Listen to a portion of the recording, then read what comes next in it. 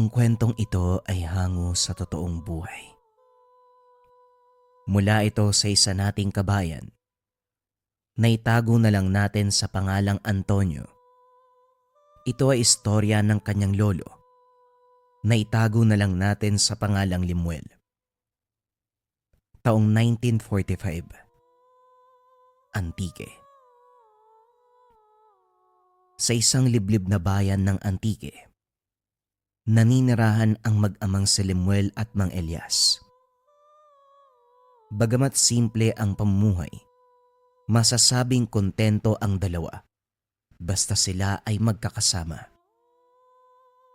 Isang hapon, habang abala sa pag-aayos ng mga panggatong, pumasok muna si Limuel para maghain ng hapunan. "Sigurado ka ba, tay?"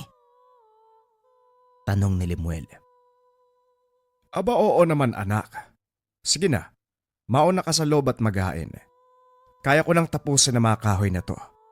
Konti na lang naman matatapos na rin to. Pumasok na si Limuel at nagsimulang magsaing. Ang hindi alam ng binata, meron na palang lumapit sa kanyang ama. Isang matangkad at payat na lalaki, hindi pamilyar ang muka. Balot na balot ng itim na damit, na para bang ayaw ipakita ang balat. Wari ng matanda, maaaring naliligaw lamang ang dayuhan. Nag-alok ng tulong si Mang Elias ngunit ang magandang pagbati ng matanda, tinugunan ng hindi kaaya-ayang ngiti ng estranghero. Pagbuka ng bibig, napakalaki at haba ng matatalas nitong ngipin. Bagamat hawig ng lalaki, nakasisiguro ang matanda na hindi ito tao. Ilang beses tinawag ni Limuel ang ama upang kumain. Kaso nga lang makalipas ang ilang sandali, nagpasya na itong puntahan sa labas. Sa isip ng binata, maaaring naaliwang matanda sa pagtataga ng kahoy. Normal ito sa kanyang ama. Hindi inaasahan ng 16 na si Limuel na ito na pala ang huling beses na masisilayan ang magulang. Ang nakakalungkot pa, magiging huling alaala ay ang karumal-dumal na kalagayan ng ama. Nakailang tawag ang binata ngunit walang tumugon sa panawagan. Habang tumatagal, hindi nito maiwasang mag-alala. Napansin ni Limuel na may tumutulong likido mula sa langit. Akala nito na uulan lamang. Kaso nga lang pagtingin sa itaas, parang binagsakan ng langit at lupa. Sa itaas ng puno ng santol, nakasabit ang gutay-gutay na katawan ni Mang Elias. Wala nang lamang loob, walang humpay ang pagpatak ng dugo. Dali-daling umakyat si Limuel upang kuhain ang bangkay. Pagkababa, hindi nito mawari kung ano o bakit ito nangyari. Halo-halo ang emosyon ng binata. Hindi nito alam kung ano ang gagawin. Matapos ilibing ang ama, isang matandang babae ang lumapit at nakiramay sa binata, si Aling Silva. Tinuturing itong baliw sa bayan. Ngunit ganun pa man, nagpapasalamat pa rin si Limuel na kahit papano, merong nakisama sa paglulukusa sa ama. "Iho, hindi yan gawa ng hayop. Aswang yan. At hindi ordinaryong aswang."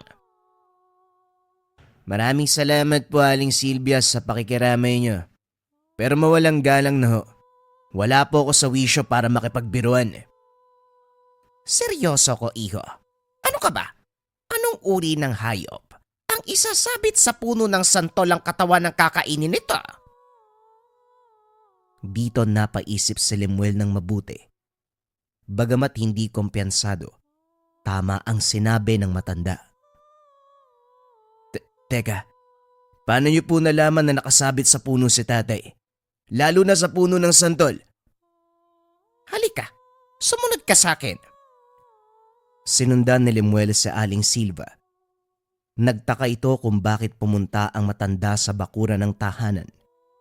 Lumuhod ang matanda at hinukay ang lupa. "Ano ba naman ho yan? Hindi na ho nakakatuwa ang ginagawa niyo, ha? Bakit yung sinisira yung bakura namin? Magtiwala ka sa akin, iho. Alam ko ang ginagawa ko. Kaya ka nasasabihang baliw kung ano-ano ho yung ginagawa nyo eh. Hindi ako baliw, iho. Hindi lang ako maintindihan ng mga tao. At isa pa, takot lang silang harapin ang katotohanan. Nanlaki ang mga mata ng binata. Paano nalaman ni Aling Silva ang iniisip nito? Napaatras si Lemuel at kumuha ng isang malaking bagay. Gawa ito sa kahoy at bakal. Dahan-dahan niya itong binitbit papalapit sa matanda. Itinaas ni Lemuel ang sandata. Hinampas niya sa lupa. Gamit ang pala, tinulungan ng binatang magukay sa Aling Silva. Nang lumalim ang hukay, dali-daling kinuha ng matanda ang tila malaking bato ng balot ng lupa.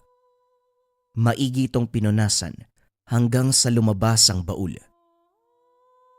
Ito ang pamana ng lolo mo, si Tandang Simon. Alam ko hindi mo siya kilala, lalo na't maaga siyang sumakabilang buhay bago ka pa magkamuwang. Pero albularyo si Simon. Ipinamana niya ito sa ama mo. Kaso nga lang, mukhang hindi niya na ginamit. Wika ni Aling Silva, sabay abot kay Lemuel ng hawak. Isang mapanlin lang na halimaw ang gumawa nito sa ama mo. Hindi ako sigurado, pero malakas ang kutob ko na ito rin ang kumuha sa lolo mo. Maaaring gustong ubusin ng aswang ang lahi ninyo, kaya kinuha niya rin ang nanay mo. Ang hindi alam ng aswang, nagkaroon ng anak. Itinago ka ng ama mo upang hindi ka matonton. Kaso lumipas ang maraming taon, natagpuan pa rin kayo. Ano? Ano ho ba yung sinasabi niyo? Kilala mo ang nanay ko. Bakit ngayon ka lang nagpakita sa amin at sandali lang, iho? Huminahon ka muna. Alam kong nabibigla ka sa mga kaganapan, pero kailangan mong maintindihan. Isang magaling na albularyo ang lolo mo. Hindi nito maiiwasang magkaroon ng mga kaaway, lalo na ang mga nilalang na hindi sa mundong ibabaw. Kaya naman na mag-asawa ang tatay mo, kaagad inilayo ni Simon si Elias. Pero sa kasamaang palad, nakuha nito ang nanay mo. Mabuti na lang at bago mangyari ang lahat, nailabas ka na. Ginawa ni Simon ang lahat upang maging ligtas kayo ng tatay mo. Kahit na kapalit pa noon ang buhay niya. Pero mukhang lumakas na ang mga halimaw at natunto na rin kayo. Ang punyal na yan, gawa sa pinagsamang pilak at ngipin ng tikbalang. Sa oras na dumampi sa balat ng nilalang, siguradong mamamatay sila. Bagamat maraming impormasyon ang binigay sa Aling Silva, mas dumami ang katanungan ng binata kaysa sa mga nasagot nito. Habang tinitignan ang hawak na punyal, napansin ni Lemuel na merong nakaukit. Huwag kakainin ang sariling balat. Mabilis na lumipas ang 2 taon. Hindi na binatilyong iyakin si Lemuel. Tinuruan nito ang sarili sa pag-aaral ng panggagamot, dasal at mga ritual pangontra. Sa tulong ni Aling Silva at aklat na isinulat ng lolo, sa libro ng lolo nakasulat ang mga pangalan, orasyon at kwento ng halimaw na kayang magsuot ng balat ng iba't ibang uri ng tao upang magpanggap at mamuhay kasama ang mga mortal. Ang pangalan ng halimaw ay mambabalat. Isang uri ng aswang na hindi madaling patayin.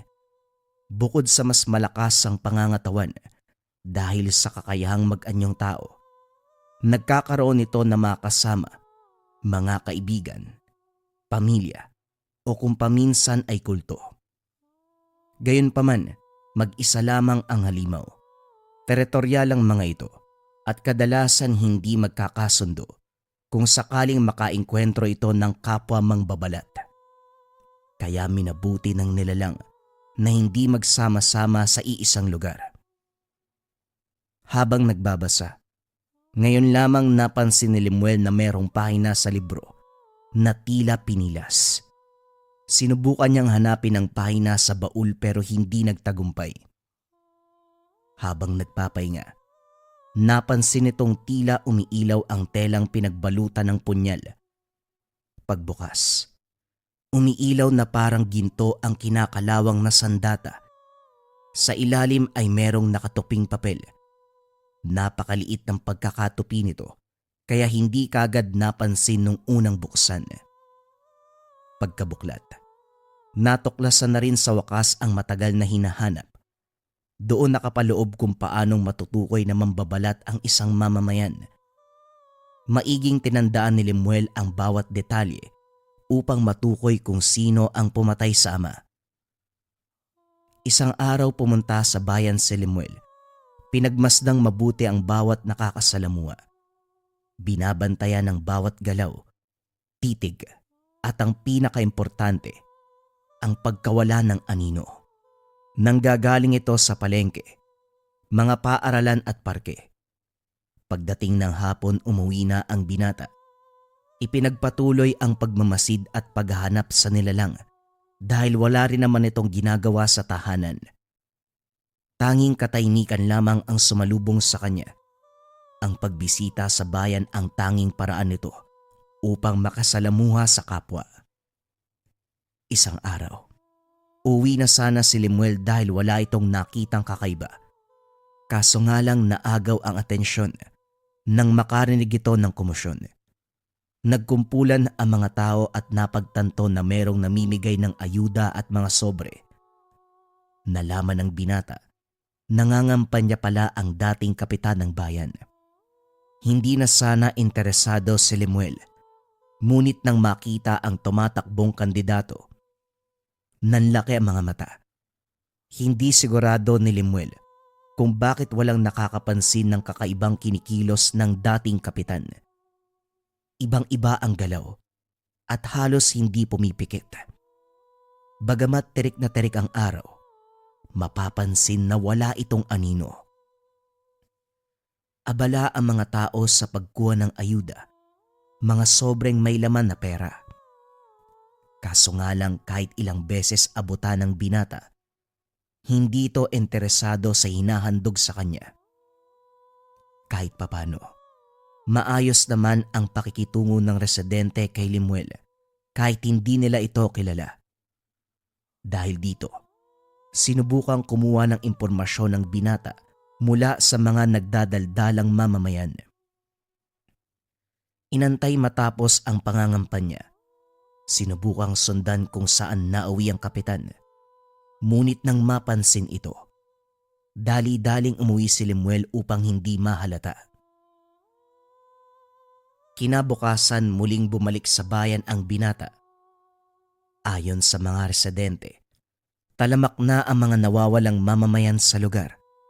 Wari ng iba na maaaring sindikato na ang may gawa nito. Ngunit sa isip ni Lemuel, hindi tao ang may gawa. Patuloy pa rin sa pangangampanya ang grupo ng dating kapitan. Napansin ni Lemuel na tila napapansin na rin ito ng matanda. Kagad umiwas ng tingin, nagpatuloy sa pagkamay sa mga residente. Naganda ng plano ang binata kung paano matutunton ng lugar. Unti-unti ay nakasali na ito sa mga nagchichismisang mga residente. Isa sa mga kwento nila kung gaano kabait ang dating kapitan. Napakarami na nitong natulungan at naisa na nila itong pasalamatan. Bukod sa suportang ibinibigay nila upang hindi mahalata si Lemuel, gumawa ito ng istorya kung saan ang dating kapitan ang tumulong sa kanya upang maipalibing ang yumaong ama. Kalaunan, naituro kung saan ang bahay ng matanda. At mula doon, inihanda na ni Lemuel ang sarili kung paano lulusubin at papatayin ang nilalang. Tahimik ang paligid. Nagtungo si Lemuel sa tahanan ng dating kapitan. Suot ang kwintas na may langis ng nyog, buntot pagi at hawak din ang punyal ng lolo. Dahan-dahang inaaral ang kapaligiran. Hindi inaasahan ng binata na halos walang tao o gwardya sa lugar. Ang isang maimpluwensyang tao, tulad ng dating kapitan ay dapat napapaligiran ng mga tao. Nagdoble ingat si Lemuel. Malaki ang posibilidad na merong patibong ang aswang. Tahimik na pumasok sa loob ng bahay ang binata. Wala itong kahit anong naingkwentrong kalaban. Ganun pa man, hindi niya binaba ang depensa. Alam kong darating ka, Lemuel. Anak ni Elias, apo ni Simon. Wika ng dating kapitan. Hindi ka man lang naawa sa biktima mo. Pati matanda, ninakaw mo ang pagkatao. Dapat nga magpasalamat ka pa sa akin eh. Miserable ang buhay ng matandang to. Ngunit binigyan ko siya ng panibagong legasiya. Pinabango ang kanyang pangalan. Kagad inilabas ang dalang buntot pagi. Natawa na lamang ang dating kapitan. Unti-unting hinubad ang suot na balat. Lumantad ang tunay na anyo ng isang mangbabalat. Tila pinaghalong lasog na balat ng tao at kaliskis ng ahas. Meron itong mukha ng tao ngunit napakahaba ng ilong at baba. Tila nawawala din ang mga mata. Tanging itim na butas lamang ang nasa pwesto nito. Napakatalas ng tenga, dila at mga daliri. Kakaiba rin ang pagkapayat at taas ng nilalang. Gayunpaman, nanatiling matulin ang mga mata ni Lemuel. Sa pag-angil ng nilalang, doon nagsimula ang sagupaan. Napakabilis kumilos ng aswang. Sa umpisa ay purong ilag lang ang ginagawa ng binata. Kahit papano ay tumagal ito, ngunit kalaunan ay nasugatan din. Nagpakawala ng mga dasal at nagsaboy ito ng asin. Biglang lumabas ang malapaniking pakpak ng mambabalat. Kagad siyang lumipad. Napakalakas ng hanging ibinubuga ng nilalang. Sinubukan itong umilag ngunit napakabilis talaga ng halimaw. Bumagsak si Lemuel. Duguan ang pisngi. Bali ang braso. Puno ng sugat ang paa. Ganon pa man hindi natinag ang binata. Isinaboy ni Lemuel ang langis mula sa kwintas. Bahagyang nasakta ng nilalang. Kagad itong tumayo at hinampas ang buntot pagi. Dahil sa ginawa, nasugatan din ng nilalang. Nagpatuloy sa bakbakan ng dalawa. Kalaunan, matagumpay na napulupot ni Lemuel ang buntot pagi sa leeg nito. Ibinuhos ang natitirang langis sa mukha ng nilalang habang nag-oorasyon. Walang humpay ang pagsigaw ng mambabalat. Inilabas na ng binata ang punyal upang matapos na ang lahat. Ngunit nang makarinig ng komosyon, dali-daling isinuot ng nilalang ang balat ng dating kapitan. Bumukas ang pintuan. Pumasok ang 4 na katao. Ano ginagawa mo kay Kapitan? Magnanakaw ka ano? Wika ng isang lalaki. Pinagtulungan nila ang binata. Sinubukan mang magpaliwanag ni Lemuel ngunit hindi nakinig ang mga ito. Dali yan sa presinto. Hindi ka na naawa, napakatanda ng Kapitan. Kung pagnanakaw lang ang pakay mo, sana kinuha mo na lang ang mga gamit. Sana hindi mo nagginulpi yung matanda. Sinuri ng iba ang gamit na dala ng binata. Pinaliwanag nito na hindi tao ang kapitan. Kaso nga lang pinagtawanan siya ng kalalakihan. Huwag niyong ipakulong ang binata. Walang problema dyan. Grabe naman. Alam namin na maawain ka, Kap. Pero halos patayin ka na nito. Tapos gusto mo pang palayain? At sino nagsabing papalayain ko yan? Kung hindi kayo dumating, edi sana wala na ako. Eh, anong gagawin natin sa kanya? Ligpitin. Total buhay ang gusto niyang kunin. Buhay din ang kukunin natin sa kanya. Nagtinginan ang mga kalalakihan. Ngayon lamang nila nakita o narinig na naging ganito ang dating kapitan. Hindi po ba sapat na ipakulong na lang natin yung batang tukap? Mali nga ang ginawa niya pero Hindi po tayo mamamatay tao. Lalo na nangangampanya kayo. Anong sasabihin ng mga tao kapag nalaman nila? Tayo-tayo lang din ang makakalam. At sigurado akong walang maghahanap dyan. Wala namang pamilyang batang yan eh. Ano pang inaantay nyo? Tandaan nyo pumunta siya dito para patayin ako. Gusto nyo bang makalaya lamang ang kriminal na katulad niya? Paano kung pamilya nyo ang isunod niya? Inilabas ng grupo ang binata at binugbog.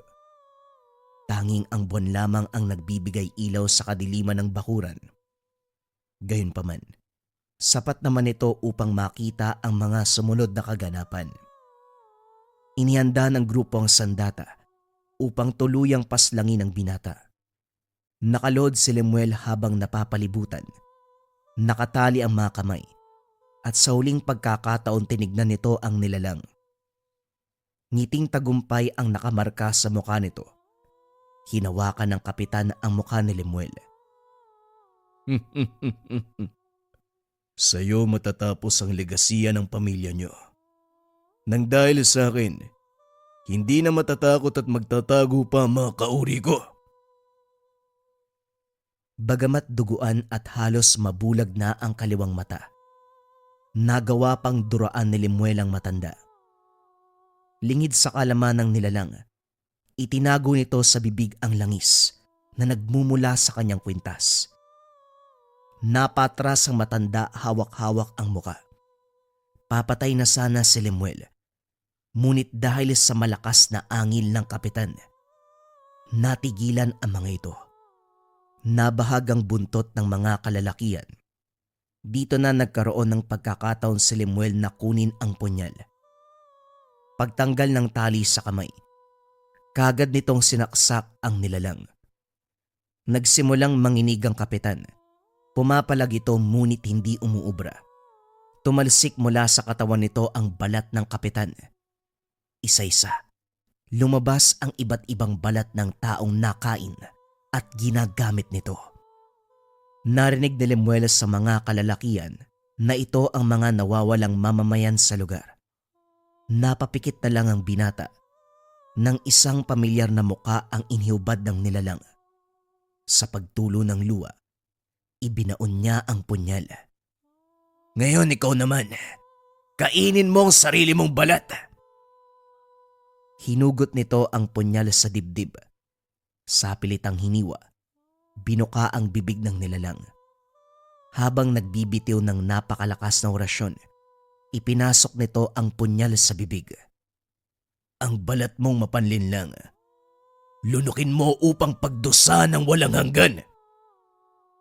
Hindi na kayang manglaban ng aswang. Kinakain niya ang sariling balat.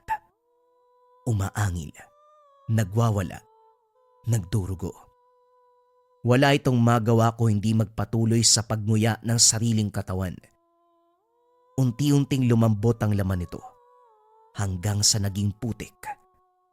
Sa huli, sinaksak muli ni Lemuel ang puso ng halimaw upang masiguradong hindi na mabubuhay ang aswang. Isang napakalakas na angil ay napalitan ng katahimikan. Saksi ang mga kalalakian sa bawat pangyayari. Nangingi sila ng tawad sa binata at kaagad pinagamot. Ang kumalat ang balitang patay na ang dating kapitan. Ngunit ang sinabing sanhi dahil lamang sa katandaan. Ginawa nila ito upang mapanatili ang mabuting imahe ng matanda. Naging tagabantay ng baryo si Lemuel, hindi bilang pulis, sundalo o opisyal, kundi bilang tagapangalaga ng lihim na pamana ng kanyang lahi. Pagbalik sa tahanan, ramdam pa rin ito ang lamig at kalungkutan. Pumunta ito sa bakuran upang ilibing muli ang punyal. Sa muling pagbalik ng dilim, may anak ng liwanag ang muling tatayo. Bagamat nakapaghiganti sa wakas ang binata, hindi pa rin ito naging masaya. Dahil kahit namatay man ang halimaw, hindi na maibabalik ang ama. Habang naglalakad pa uwi, nakita nito ang ilan sa kabataang masayang naglalaro habang binabantayan ng magulang. Napangiti na lang si Lemuel. Hindi man maibabalik ang kanyang magulang. Kahit papano, hindi ito mararanasan ng iba. Ang mawala ng magulang sa murang edad. Lumipas ang ilang taon. Bagamat paminsan-minsan ay binibisita na Aling Silva, kalaunan namatay din ng matanda. Sa bakuran, kung saan nakalibing ang ama at ang punyal, doon din inilibing si Aling Silva. Dahil mag-isa lamang sa buhay at lahat ng kinikilalang pamilya ay wala na, hindi mapigilang makaramdam ng matinding depresyon ang ngayoy 30 anyos na binata. Bagamat nagpapasalamat ito na wala nang nauulat na nawawala o namamatay sa bayan, hindi nito mapigilang makaramdam na parang wala na siyang dahilan para mabuhay pa. Isang hapon, habang naghahanda ng panggatong, nakaramdam ng kaluskos sa kapaligiran ng binata. Kaagad siyang naging alerto. Bagamat matagal nang nangyari, nanatili sa alaala nito ang naganap sa ama. Dali-dali nitong kinuha ang kwintas at itak upang harapin ang pinagmula ng ingay. Ngunit laking gulat ng isang babae ang lumabas sa kadiliman. Duguan, nanghihingi ng saklolo. Hindi binitawan ng binata ang sandatang dala. Tinignan niyang mabuti ang babae dahil maaaring patibong lamang ito. Nadapa na lamang ito sa kakatakbo. Bagamat duguan, napansin ni Lemuel na wala itong sugat. Kaagad sinabuyan ng langis ang babae. Tinaga ng umangil ito. Papasok na sana ito ng tahanan ngunit nakarinig na naman ng ingay sa paligid. Isang babae ang galit na galit dahil hindi makita ang hinahanap. "Huwag kang lalapit. Isang hakbang pa. Makakatikim ka." "Wala akong masamang balak Hinahanap ko lang yung babaeng sugatan. Kung nakita mo siya, huwag kang magpapaniwala sa mga iyak o pagmamakaawa nun. Hindi yun tao." Wika ng babae habang nakataas ang mga kamay. Hudyat na hindi nito balak kalabanin ang binata. "Ito ba ang hinahanap mo?" Tumango ang babae at aalis na sana dahil patay na ang hinahanap. Ngunit natigilan ang dalawa. Parang narinig ng mga kasama niya yung sigaw niya. Doon palang napansin ng binata na may dalang bolo ang dalaga. Merong nakaukit sa metal. Sa bahagi nito ngunit hindi niya mabasa. Napansin din niya na may suot itong kwintas. At ayon sa postura, mukhang sanay makipaglaban ng babae. Unti-unting lumitaw ang pares ng mapulang mata mula sa dilim. Kaagad umatake ang mga nilalang. Humanga si Lemuel sa kakayahan ng dalaga. Tila sumasayaw lamang ito sa bilis at pulido ng bawat galaw. Tuloy-tuloy kada hampas. Ilag at talon ng ginagawa ng babae.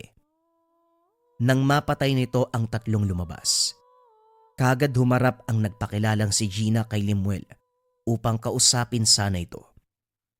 Ngunit hindi pa nakakalapit. Kaagad itong sinunggaban ng isa pang aswang na nagtatago sa itaas ng puno. Kaagad binato ng binata ang itak na dala. Natamaan ang nilalang. Nakataka si Gina. Kinuha nito ang buntot page at pinagtulungan ng dalawang aswang. Hindi katulad ng naunang tatlo. Mas malakas. Mabilis makaiwas ang kalaban nila ngayon. Medyo nahirapan silang tugisin ang nilalang hanggang sa nakakuha ng tiyempo upang ibalot ang buntot page sa leg ng halimaw. Kaagad pinugutan ni Gina ng ulo, sabay saksak sa puso. "Sana dinerecho mo na sa puso bago mo pugutan. Alam mo namang hindi mamamatayan kahit walang ulo eh." "Ano ka ba? Paano kung umangil pa yan ng malakas? Di dumating na naman yung mga kasama niyan." Natawa na lamang si Lemuel sa pagkasungit ng dalaga. Nagtaka si Gina sa tugon ng binata.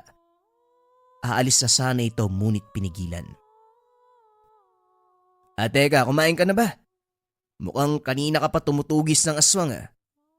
Siguradong nagugutom ka. Ayos lang ako. May nag-aantay din sa... O siya, sige, baunin mo na lang yung pagkain para makalis ka na. Huwag mo sanang bigyan ng mali siya ang pag-alok ko ha. Gusto ko lang magpasalamat.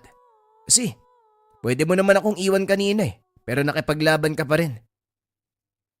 Matapos ng gabing iyon, hindi na muli pang nakita ng binata si Gina pero nagbigay ito sa kanya ng inspirasyon na hindi lang siya ang taong namumuhay na merong kakaibang kakayahan.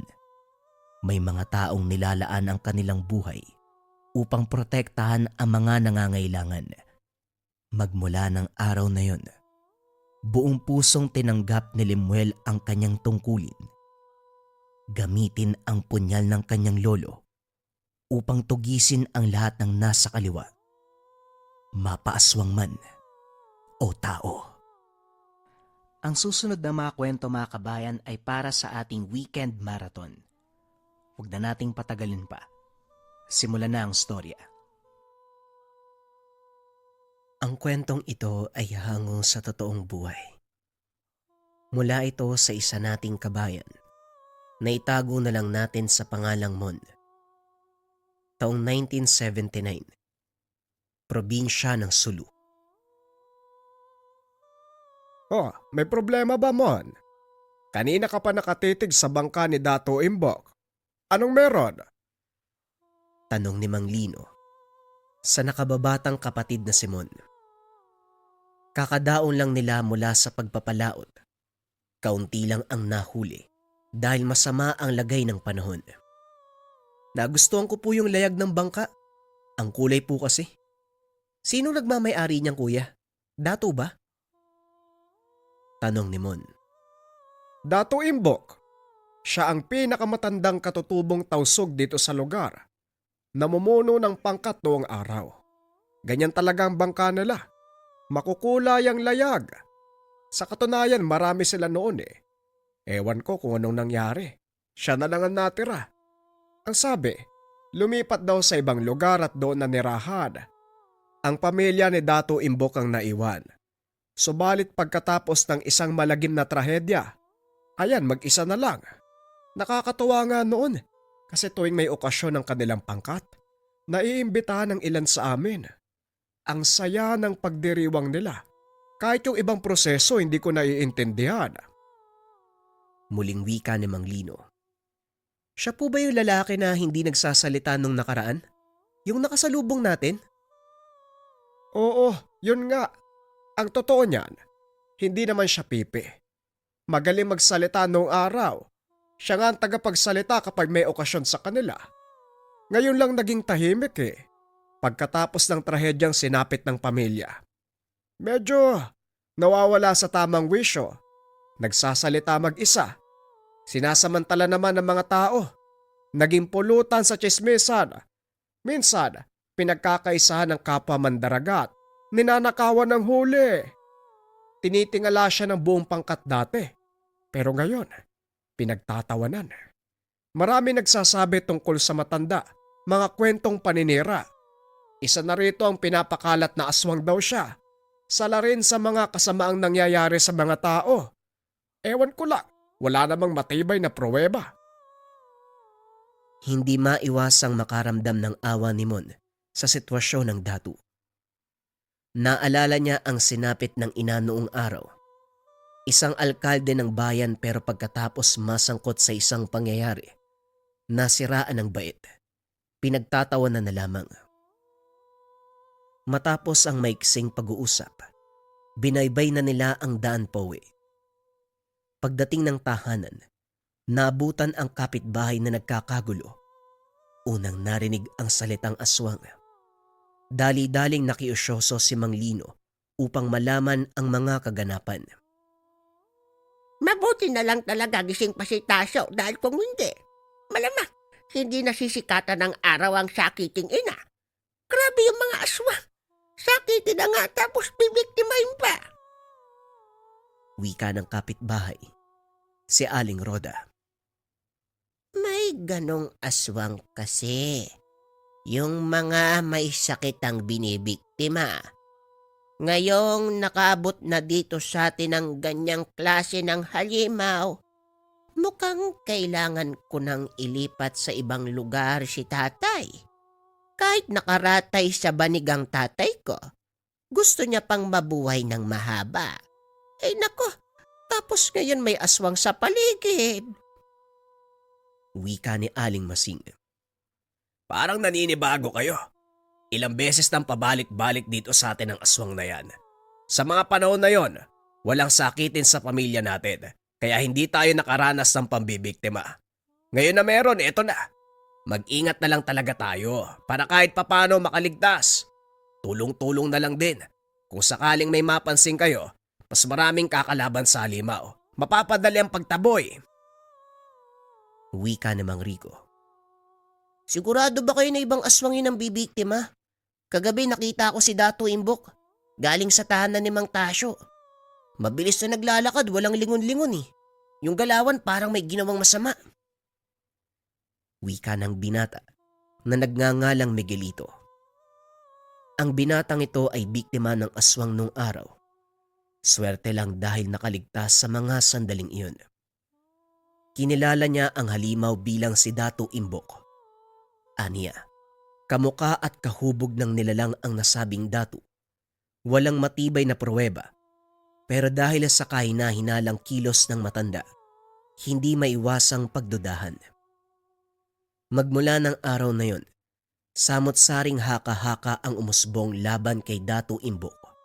Hindi pa kabilang ang palaging pangmamaliit sa kanyang pagkatao. Kung ikaw na ang magsasabi, maniniwala talaga ako. Dating biktima ng aswang ang batang ito eh. Namukaan pa ang halimaw na sumalakay. Sino pa ba? Eh di si Dato Imbok. Sandali, Dato pa rin ang tawag eh. Matagal na siyang walang pinamumuno ang pangkat. Imbok! Aswang Imbok! Mabuti pa, bagay naman sa pangalan niyang dawitan ng salitang aswang. Pero Miguelito, talaga bang nakita mo si Imbok sa mga oras na nangyari ang pambibiktima? Gusto lang naming marinig ang katotohanan para kung maisipang manumbat, tama ang lahat ng sasabihin ano? Mang Rico, kailan pa ba ako nagsinungaling? Buong buhay ko, tapat ako sa katotohanan. At yung nakita ko, hindi may tatanggi si Dato Imbok. Nang mga sandaling iyon, narinig ni Mang Tasyo ang usapan. Gulo pa ang isipan dahil sa pag-aalala ng ama na halos malagutan ng hininga sa nangyaring pambibiktima ng aswang. Nauna ang galit. Walang sali-salitang sinugod ang tahanan ni Dato Imbok. Sumama ang iba pang kapitbahay na merong bitbit na pamalo. Pambihira. Sa simpleng salita ni Miguelito, naniwala kagad ang lahat. Mga tao nga naman ang babaw ng pag-iisip. Yung taong nananahimik guguluhin. Itutuloy ko na talaga ang pagbabalak na lumipat ng tirahan. Hindi ko na masikmura ang kabastusan ng kapwa natin dito. Wika ni Mang Lino. Kuya, talaga bang aswang si Dato Imbok? Ilang beses ko lang siyang nakita pero parang hindi naman aswang eh. Wala lang sa wisyo. Pero yung pagbintang ng aswang, malabo. Yung mga kapitbahay kasi natin dito masyadong naniniwala. Madaling paikutin sa salita. Tignan mo, sinabi lang ni Miguelito na aswang si Dato Imbok. Sumugod naman ang lahat. Ang sarap iuntog isa-isa para matauhan eh. Wika ni Mang Lino. Napapailing na lamang. Ikaw ba kuya? Minsan mo na bang naisip na ipaglaban ng dato? Natahimik si Mang Lino. Ilang sandali ang lumipas bago nakasagot. Mon, sa panahon kasi ngayon, kailangan nating unahing isalba ang sarili. Kung may nangyayaring hindi kaaya-aya sa paligid, mas mainam na umiwas na lang ng tingin. Alam mo yun. O siya, ihatid ko lang sa kapitbahay itong nahuling isda. Bibili kasi yun eh. Wala pa pala tayong kanin. Kung pwede magsaing ka, lalakad na ako. Kumilos kagad si Mon pagkalis ng kapatid. Magsasaing na sana kaso naubusan ng panggatong. Malapit lang naman ang kakawyan kung saan madalas na nangangahoy. Nagtungo siya roon. Sa kalagitnaan, Natigilan sa pamumutol ng kahoy nang marinig ang nagtataasang boses. Sinundan niya. Bumungad ang tagpo. Hinahamon ni Mang Tasyo si Dato Imbok.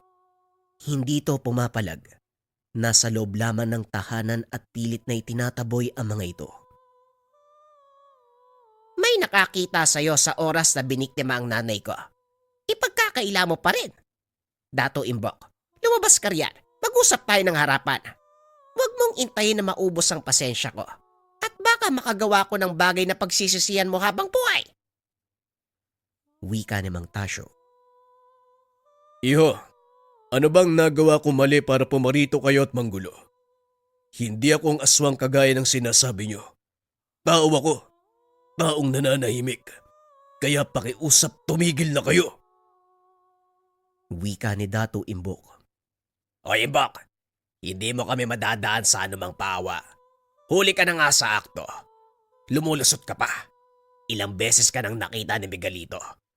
Ipagkakaila mo pa. Ang lakas din ng loob mo Patikimin na natin. Hindi na pwedeng ganito na lang palagi. Ilang beses na natin pinagpapasensyaan ng taong yan. Tasyo, pasukin natin yung bahay. Wika ni Aling Roda. Kagaya ng sinabi, pinasok nila ang tahanan ni Dato Imbok. Pero sa pintuan pa lang, napasigaw na ang lahat sa sakit. Pagkatapos tamaan ng sumpit sa iba't ibang bahagi ng katawan. Ang iba ay nagmamadaling lumabas. Samantalang ang ibang katulad ni Mang Tasyo ay sumubok na lapitan ng Dato. Bago niya mahampas ng dalang kahoy, naunahan siya nito. Isang suntok lang, bumulagta at nawala ng malay.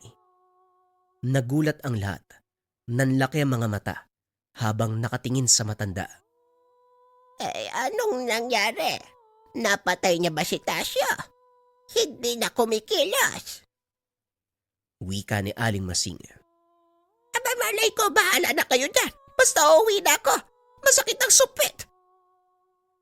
Wika ni Aling Roda. Dali-daling umalis kahit paika-ikang naglalakad. Sumunod naman ang iba. Iniwanan ang walang malay na si Mang Tasyo. Kahit si Mon na nakatingin sa unahan, hindi makapaniwala sa nasaksiyan. Makalipas ang ilang sandali, lumabas si Dato Imbok. Pakamot-kamot sa ulo, habang hinihila palayo ang nakahandusay na si Mang Tasyo. Isinandal niya ito sa puno. Ipinatong nito ang palad sa ulo ng walang malay na matanda. Kalaunan ay inihipan, may kung anong binigkas. Pagkatapos ay iniwanan. Nanatili sa lugar si Mon. Tahimik na pinapanood ang kilos ni Dato Imbok. Inayos ng matanda ang bitag na nasira sa pagpasok ng mga tao kanina. Nilagyan muli ng sumpit. Hindi madaling mapansin dahil tagong-tago. Pero kapag naapakan, paniguradong matitikman ang tulis ng mga ito. Ilang sandali pa ang lumipas. Nagulat na lamang nang biglang magbago ang ugali. Nawawala na naman ang wisyo. Binabasag ang gamit at saka nagsasalita ng mga kataga na hindi naiintindihan. Dali-daling umalis si Mon sa takot na makita. Nagbitbit na kasi ng sumpit ang matanda. Hindi nais sapitin ang nangyari kina Mang Tasyo. Pagdating ng tahanan, sinalubong siya ni Mang Lino na kanina pa naghahanap. Saan ka ba nang galing? May dala kang itak. May ginawa ka ba? Wala naman po. Mangangahoy sana ako eh. Kaso may narinig ako doon sa gubat. Hindi ko na tinuloy, natatakot po ako eh. Palusot ni Mon. Yun lang pala. Akala ko kung ano na. Baka may naligaw na mabangis na hayop. Ganyan naman talaga sa gubat. Nung araw nga, hinabol ako ng baboy ramo eh. Hindi mo na kailangan mangahoy. Meron akong nabitbit na iilang sanga habang pauwi. Halika na rito sa loob. Napabuntong hininga si Mon. Sumunod sa loob ng tahanan. Kuya, ang totoo niyan. Habang nasa gubat ako, nakita ko si Mang Tasyo eh. Sumugod sa tahanan ni Dato Imbok. Sino po ba talaga yung Dato na yun? Bakit parang meron siyang kakayahan na hindi taglay ng ordinaryong tao? Diretsyong napatingin si Mang Lino sa kapatid. Hindi inaasahan ang tanong nito. Hindi naman ipinagkait ang katotohanang nalalaman. Mon, si Dato Imbok, hindi lang basta-bastang katutubong tausog. Isa siyang antingero. Nalaman ko ang bagay na ito dahil matalik na magkaibigan ng Dato at si Lolo Iko noong araw. Ang sabi ni Lolo, magaling, mahusay at malakas na antingero si Dato Imbok. May tangan siyang anting-anting na nagbibigay ng pambihirang kakayahan. At ang nag-iisa niyang sandata, ang sumpit. Ito ang ginagamit na panugis sa pagpuksa ng mga nilalang. Malupit ang sumpit. Pwedeng ikamatay kapag natamaan. Biglang kinabahan si Mon nang maalala ang sinapit ng grupo ni Mang Tasyo kanina. Tinamaan ng sumpit. Maging si Mang Tasyo, hindi niya alam kung nagkamalay na ba ito. Kuya, tinamaan ng sumpit si Mang Tasyo eh. Mamamatay po ba sila? Ay hindi naman siguro. Patikim lang yon. Hindi kailanman gagamit ng nakakamatay na sumpit si Dato Imbok sa ordinaryong tao, kahit pa minamaltrato siya. Ganyan kabuti ang Dato, kaso sinasamantala ng mga walang yang tao. Wag mo na sana silang isipin, mababaliw ka kapag ganyan eh. Mahirap intindi ng mga ugali. Wika ni Mang Lino. Tumango si Mon. Pagkuway inalis sa isip ang kaganapan, inatupag ang mahalagang gawain. Lumipas ang ilang araw. Hindi matahimik ang mga tao sa muling pagsalakay ng mga nilalang. Marami sa mga alagang hayop ang nadali. Karamihan ay baka at kalabaw. Isa sa nagmamay-ari ay si Mang Rico. Pero ang mas malagim ang sinapit ng ina ni Mang Tasyo. Nasawi sa puntong iyon. Sabi naman kasi sa inyo eh, tuluyan na ninyo si Dato Imbok. Hinayaan yung maisahan tayo kaya ganito ang nangyari. Binalikan tayo. Mas matindi yung ginanti oh. Hindi lang mga alaga ang namatay. Maging ang nanay ni Mang Tasyo. Kung noong araw, nagawa nating patahimikin ng matandang yun, hindi sana abot sa ganito. Kasalanan nyo yan eh. Natamaan lang ng sumpit, nagtakbuhan pa kayo. Oy, Miguelito. Kung makapagsalita ka parang hindi masakit ang sumpit ah. Palibasa puro kadada. Hindi naman tumutulong. Baka nga hindi naman totoong aswang si Dato Imbok. Ikaw lang tong gumagawa ng kwento. Nagulat ang lahat nang marinig ang sinabi nito. Alam nila ang ugali ng binata. Kung ano-ano ang salitang pinaparatang sa taong hindi nagugustuhan. Ito rin ang nangunguna sa panghuhusga kay Dato Imbok. Rico, nalunok mo yata ang tsumpit. Bakit parang ipinagtatanggol mo si Imbok? May lason ba yung tumama sa'yo para magkaganyan ka? Wika ni Aling Roda. Naisip ko lang kasi itong si Miguelito. Hatid ng kung ano nung salita laban kay Dato Imbok. Tapos kapag nagalit tayo sa matanda, may gagawing hakbang, nawawala na lang bigla. Para bang ginagamit lang tayo para sa pansariling hangarin. Umaming ka ng bata ka. O bakit naman ganyan? Parang ako yung pinagdududahan nyo ah. Kayo na nga tong binibigyan ng impormasyon, tapos babalik ta rin nyo pa ako. Tama na! Nasa lamay tayo ngayon ni nanay. Respeto naman! Malalaman din natin kung ano ang katotohanan. Kung aswang nga ba talaga si Dato Imbok, hindi ko siya mapapatawad. Ako pa mismo ang papatay kapag napatunayan. At kung sakaling tama si Mang Rico ng hinala sa Miguelitong yan, ako rin mismo ang puputol lang dila mo, tandaan mo yan. Natahimik ang lahat. Wala ni isang nagsalita. Kilala si Mang Tasyo bilang mangangatay sa lugar. Mahusay humawak ng anumang patalim. Minsan nang may taong tinaga. Sa kabilang banda, nakikinig lang sila Mang Lino at Mon sa usapang nagaganap. Nang matapos ay umuwi na rin. Ito na ang punto na malalagot si Miguelito. Sana naman magkatotoo para maturuan ng leksyon ng binatang yan. Wala akong tiwala dyan eh. Kung si Dato Imbok naman ang pag-uusapan, hindi ako mag-aalala. Antingero ang tao. Kalaban niya ang aswang, kaya imposible ang sinasabi nila. Tapat yon sa tungkulin, Kahit minsan nawawala sa sarili.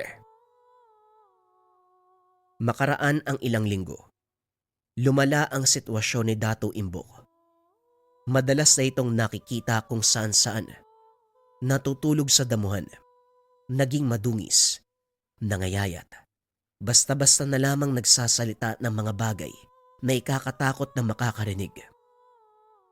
May aswang na darating sa lugar. Sakitin ang bibiktimahin. Kung may kasama kayong sakitin sa tahanan, maganda kayo.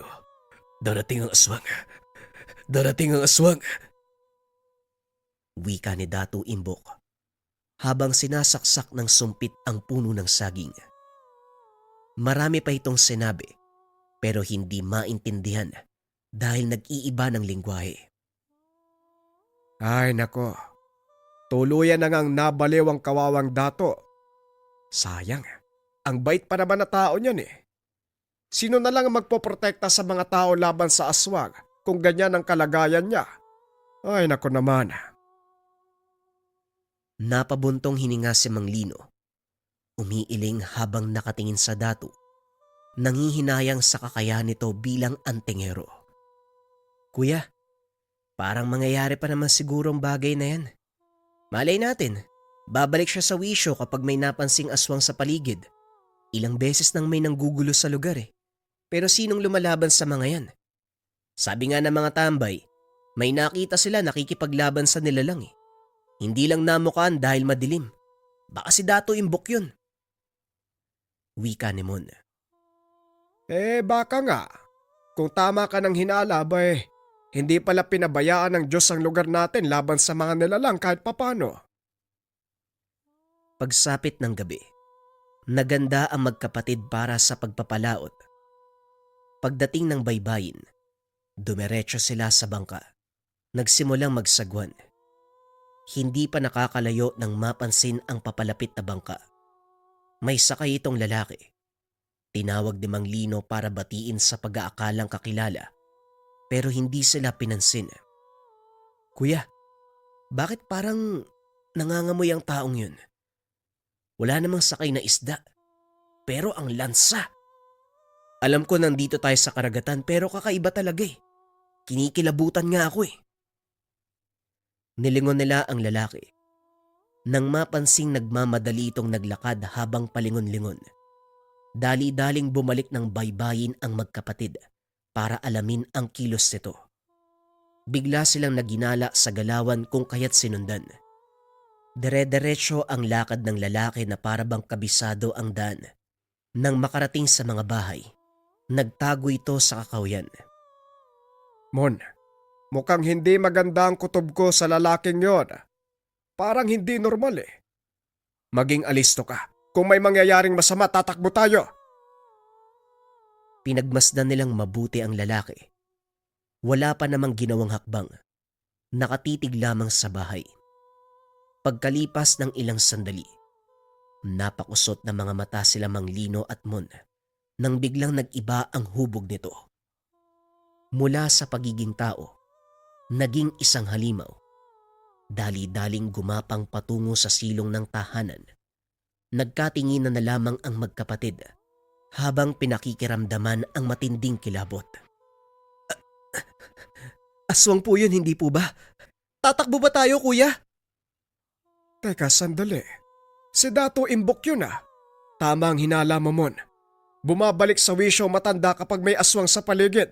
Obserbahan muna natin.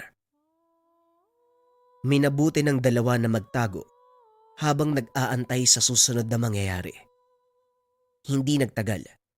Harapan nilang nasaksiyan kung paanong parusahan ni Dato Imbok ang kampo ng dilim. Naging maingat ang Dato sa kanyang mga kilos. Tinira ng sumpit ang nilalang. Bago pa ito tuluyang makaangil, dali-daling hinila palayo sa mga bahay. Sakay buturan ng kagubatan dinala. Paulit-ulit na tinitira ng sumpit. Pero lumalaban pa rin ang nilalang. Tumilapon si Dato Imbok. Kagad namang bumangon at saka sumugod. Tumagal ang labanan. Ilang beses nagpalipat-lipat ng pwesto sila Mang Lino para lang hindi mapansin ang kanilang presensya. Samantala sa pagpapatuloy ng sagupaan, unti-unting nangihina ang nilalang. Hindi nito kinaya ang bisang taglay ng sumpit. Kung hindi ako nagkamali ng pag-alala, 7 sumpet ang inilalaban ni Dato Imbok sa tuwing may tutugising aswang. Kapag matagumpay na tumama ang lahat ng ito ang magiging katapusan ng nilalang. Gawayan sa kawayan pero nakakamatay. Hindi ko alam kung anong inilagay niya basta sobrang epektibo. Tignan mo, tumba na ang halimaw. Binilang ni Mon ang sumpit na tumarak sa katawan ng aswang. Gaya ng sinabi, 7 ang lahat ng tumama. Nangisay ang nilalang. Sinubukan pang makatakas sa pamamagitan ng paggapang palayo. Pero hindi na kinaya. Tuluyang bumulagta. Kagad naman silang nanahimik nang lumingon si Dato Imbok sa kanilang gawi. Kinabahan lalo nang lumapit sa kanila. Bumalik si Dato Imbok sa kinaroroonan ng nakahandusay na aswang. Tinali nito ang magkabilang kamay at paa. Pagkatapos ay pasimpleng hinila patungo sa masukal na bahagi. Dinasalan ng dato ang katawan. May kung anong isinaboy. Sinindihan pagkatapos. Dahan-dahang lumayo sina Mang Lino at Mon dahil kumalat na sa hangin ang matinding amoy nito. Halika naman, mas mabuting umalis na tayo dito. Mahirap na, baka may makakita sa atin. Sumunod na rin si Mon nang lumakad dito.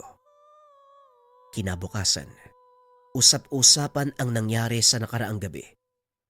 Ang tahanan na sana'y bibiktimay ng aswang, napansin ang presensya nito.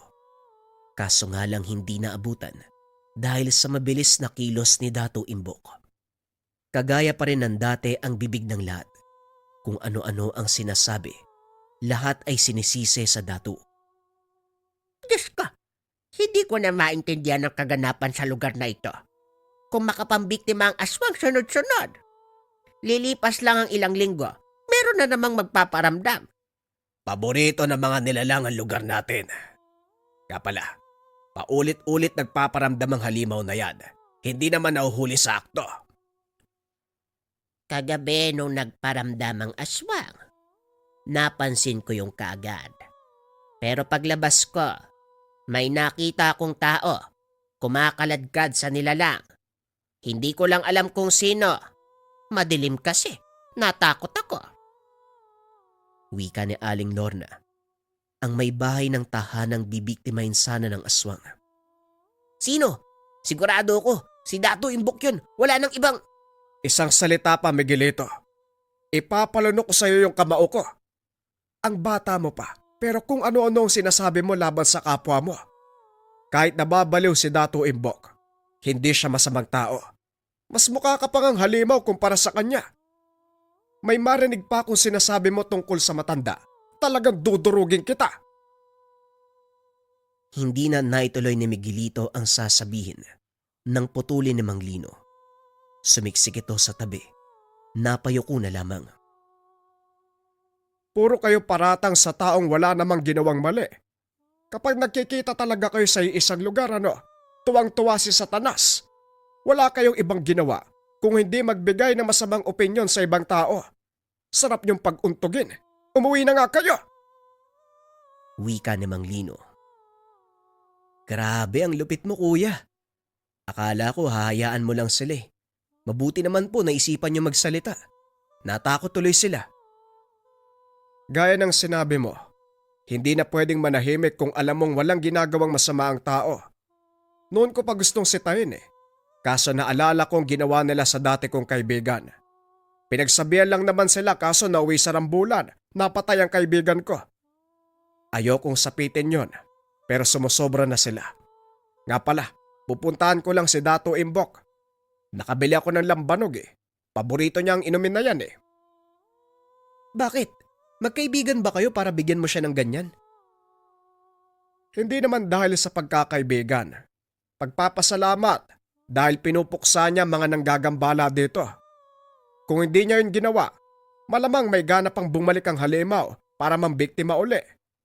O siya, lalakad na ako.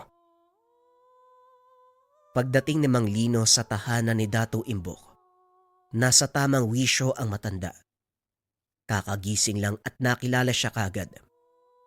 Nagkausap sila pero hindi kagaya ng dati. Naging matipid sa pagsagot. Inintindi ang matanda dahil maraming pinagdaanan sa mga tao. Nagpaalam na siya papaalis sa lugar. Paglipas ng mga araw naging payapa ang lugar. Paminsan-minsan may nagpaparamdam na nilalang. Unti-unti na ring nanumbalik ang lakas ni Dato Imbok.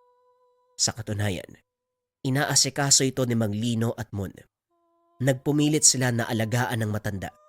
Sa sariling tahanan niya pa rin nakatira. Hinahatidan lamang ng pagkain. Sa kabila ng lahat, hindi pa rin naapektuhan ang husay ni Dato Imbok pagdating sa usapin ng aswang. Kahit sa mga oras na nawawala sa sarili, alam na alam ang gagawin. Iisa lamang ang paraan ni Dato Imbok sa pagpatay ng mga aswang. Gumamit ng 7 sumpit, pangontra sa mga nilalang.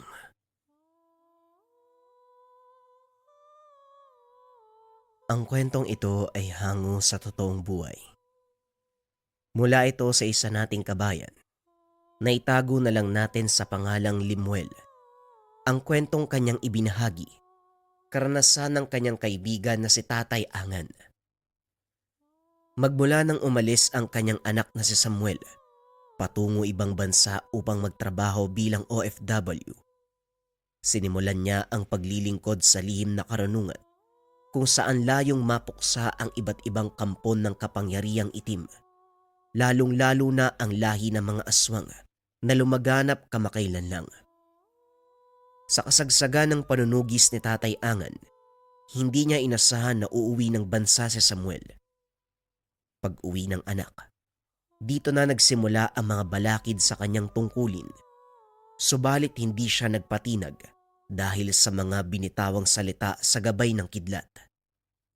Hindi niya kailanman tatalikuran ang tungkulin sa kahit anong rason. Araw ng Sabado, nang makauwi si Samuel galing sa bansang Saudi Arabia, marami siyang dalang pasalubong para kay Tatay Angan.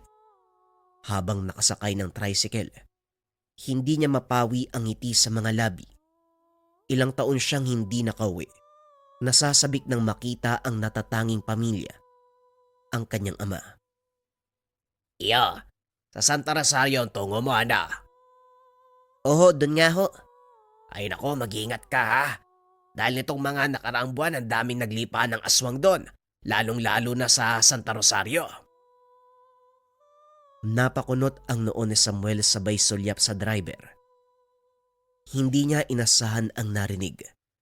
Dahil noong naroon pa sa bayan, wala namang nababalitang aswang. Hindi na sana papansinin ng driver, pero nagpatuloy ito sa pagsasalita.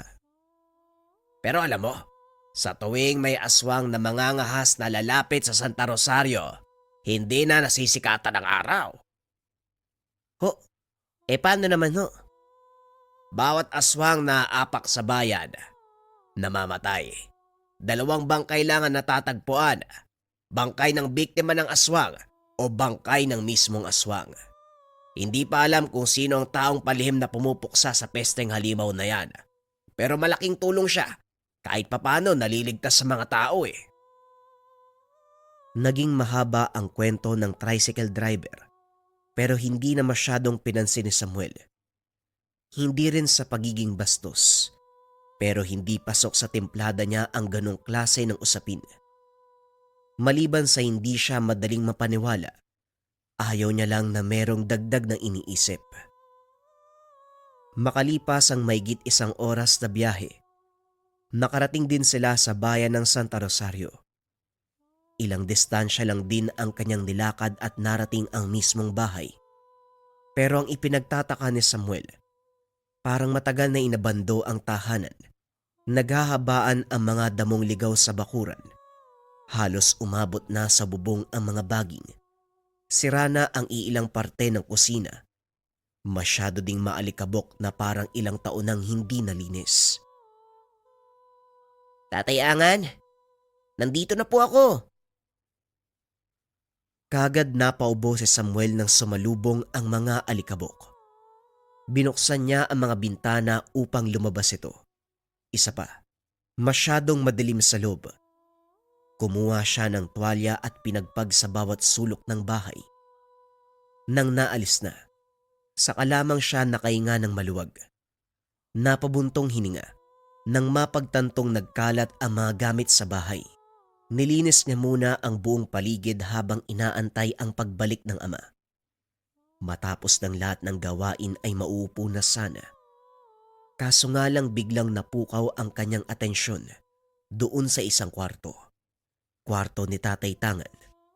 Dala ng kuryosidad, pumasok siya sa loob at hindi makapaniwala sa nakita.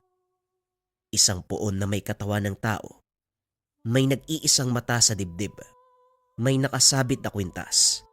Sa paanan ay merong iba't ibang maliliit na pwedeng basahin. Sinubukan niyang basahin ng mga nakasulat. Pero dahil mga simbolo at letrang hindi maintindihan, ibinaling na lamang ang pansin sa iba at nakita ang nasa ilalim ng altar. Naroon ang mga bote ng langis. Hindi na nanibago si Samuel dahil noon pa man meron ng ganito ang ama. Bigla siyang napalingon sa likuran. Pareho pa silang nagulat ng taong kakarating lang. Samuel? O tay, saan ka galing? Nagmamadaling lumapit si Tatay Angan at saka kinaladkad palabas ng kwarto si Samuel. Doon na rin nagkaroon ng usapan at katanungan tungkol sa poon, maging sa kalagayan ng tahanan. Tay, ano pong nangyayari? Bakit parang nagbago yung bahay natin? Nagbago? Wala namang nagbago, Samuel. Hindi ko pa nga naayos yung sirang bahagi ng bahay eh. Yung nasa kwarto po yung tinutukoy ko, tay. Ano ba yun? Umalis lang ako ng bansa. Parang lumipat ka na ng relihiyon eh. Ang bathala o gabay ng kidlat, isa yung makapangyarihang poon na nagbibigay sa akin ng lakas Para ano, tay? basta pampahaba ng buhay. Alam mo naman, di ba? Medyo tumatanda na ako eh. Napakamot na lang ng ulo si Samuel sa sagot ng ama.